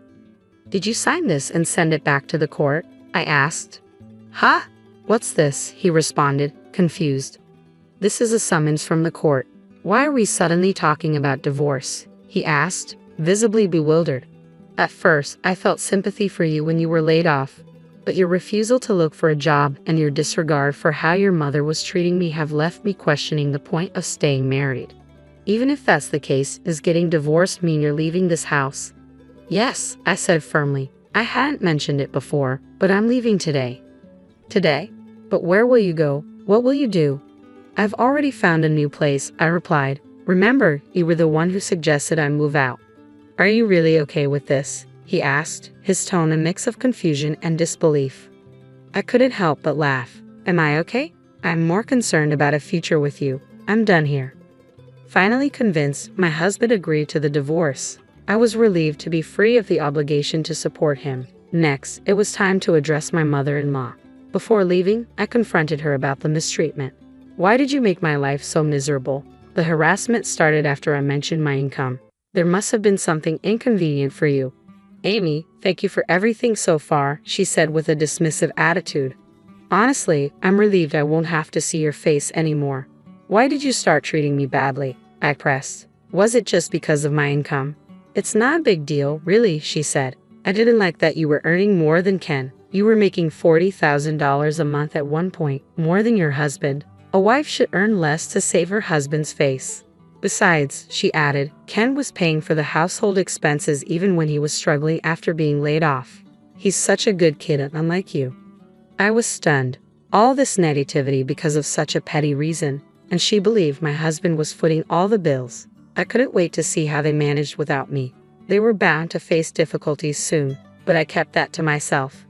Well, I understand now, I said coldly. A wife who can't support her husband should leave. Goodbye. With those final words, I left their house. On the way to my new luxury apartment, I stopped by the post office to send the divorce papers back to court, formally severing all ties with my husband and his mother. I had no intention of helping them if they struggled. Once I arrived at my new apartment, I started arranging my belongings. The spacious room and ample workspace were perfect. It was time to focus on my work. After unpacking, I dove straight into it. A month later, I received a call from my ex-husband. What could he possibly want? I ignored it, as I was busy, but the calls kept coming. Annoyed, I reluctantly answered the phone. What do you want? I'm busy right now, I said. Mary, where are you? He asked. I'm at home, working. What do you need? I replied. I'd like to talk to you in person. Can we meet? I don't see why we need to meet. It's such a hassle, I retorted, about to hang up when I heard my former mother-in-law's voice on the line. Mary, it's been a while. I have something to discuss. Can we meet? Her voice, usually so assertive, sounded almost pleading. Reluctantly, I agreed. Fine, but I don't want to go out. Come to my house. I'll send Ken the address. After hanging up, I sent the location to my ex-husband, wondering why they wanted to meet. Once everything was settled, I returned to my work. About 30 minutes later, the doorbell rang. They had arrived. So, this is your place. It's amazing, they remarked. If you just want to chat, leave. If there's something serious, speak quickly, I said, trying to cut to the point. Wait. Open the door. They pleaded. On the monitor, I saw my ex-husband and his mother. I unlocked the door and let them in. A few minutes later, the doorbell rang again. Please wait a moment, I said, opening the door to greet them. They seemed stunned by the appearance of my home. Incredible. It's like a hotel, they exclaimed. Mary, you live in such a gorgeous place. Their reaction was almost like that of tourists, despite supposedly having a serious matter to discuss. So, what do you want? I asked, trying to sound as blunt as possible. If there's no real issue, please leave. You're interrupting my work. Suddenly, they spoke in a panic. Mary, we need your help. We can't afford our living expenses. Even our electricity, gas, and water have been cut off. Could you help us even a little? Why should I asked. I had no intention of helping them, especially after all they'd put me through. Don't joke with me. Why should I help you? I said, incredulous. You live in such a grand place, you can afford to help a little, they argued. We were once family, and I admit I made mistakes. Can't you help us just a bit? Their audacity was beyond belief. I worked incredibly hard to get here, I replied, my frustration rising. Even before our divorce, I was supporting your lifestyle despite the harassment from my mother-in-law that cost me jobs. You wouldn't understand the effort I put in. You just exploited me and relied on my income. Their silence was all the response I needed. This conversation is over. If you come back, I'll call the police. Goodbye. I never want to see you again. Wait, Mary, so what should we do now? They asked, almost impressively persistent despite everything. That's not my problem. You could start working part-time or find other means of support. Figure it out yourselves. I've made it clear I'm not inclined to help those who've been ignoring me, I said, my voice rising with pent-up frustration. I yelled at his mother, and their shocked expressions told me they were finally grasping their situation. They hurriedly left, and I felt a sense of satisfaction watching them go. Their desperation, so different from their previous arrogance, was unforgettable. Helping them was out of the question. I returned to my work, determined to move on. A month later, I finished work early one day and planned to enjoy some free time. I remembered I hadn't opened the living room curtains, so I pulled them back and glanced outside. To my surprise, I saw my former mother-in-law and ex-husband walking around my apartment building. They're still persistent, I thought, noting that they didn't come to my door. They were probably mindful of my warning. Curious, I decided to take a closer look. I watched them from the window and then made a call. Hello? What are you doing? What do you mean, what are we doing? My ex-husband replied, sounding defensive. We're just walking around. I can see you from here. Don't make me call the police, I said. No, we're here, but we're not doing anything wrong, he insisted. So what do you want? You came to ask for my help, didn't you? Well, yes, but I've started working as a contract worker, and I hadn't received my salary yet. Could you lend me some money? I'll pay you back, he pleaded. It took being cornered to finally get you to ask for help. It's good you found a job. If you're working, you should be able to borrow from someone else before coming to me. Goodbye. I ended the call abruptly. About an hour later, I heard police sirens in the distance. Excitedly, I approached the window and saw my ex-husband and his mother being escorted into a police car. I hadn't called the police myself. Someone else must have reported their suspicious behavior. After this incident, they seemed to have completely given up on relying on me. I didn't see them again, and I made sure to delete my ex-husband's contact information and change my phone number. From now on, I was living my life for myself.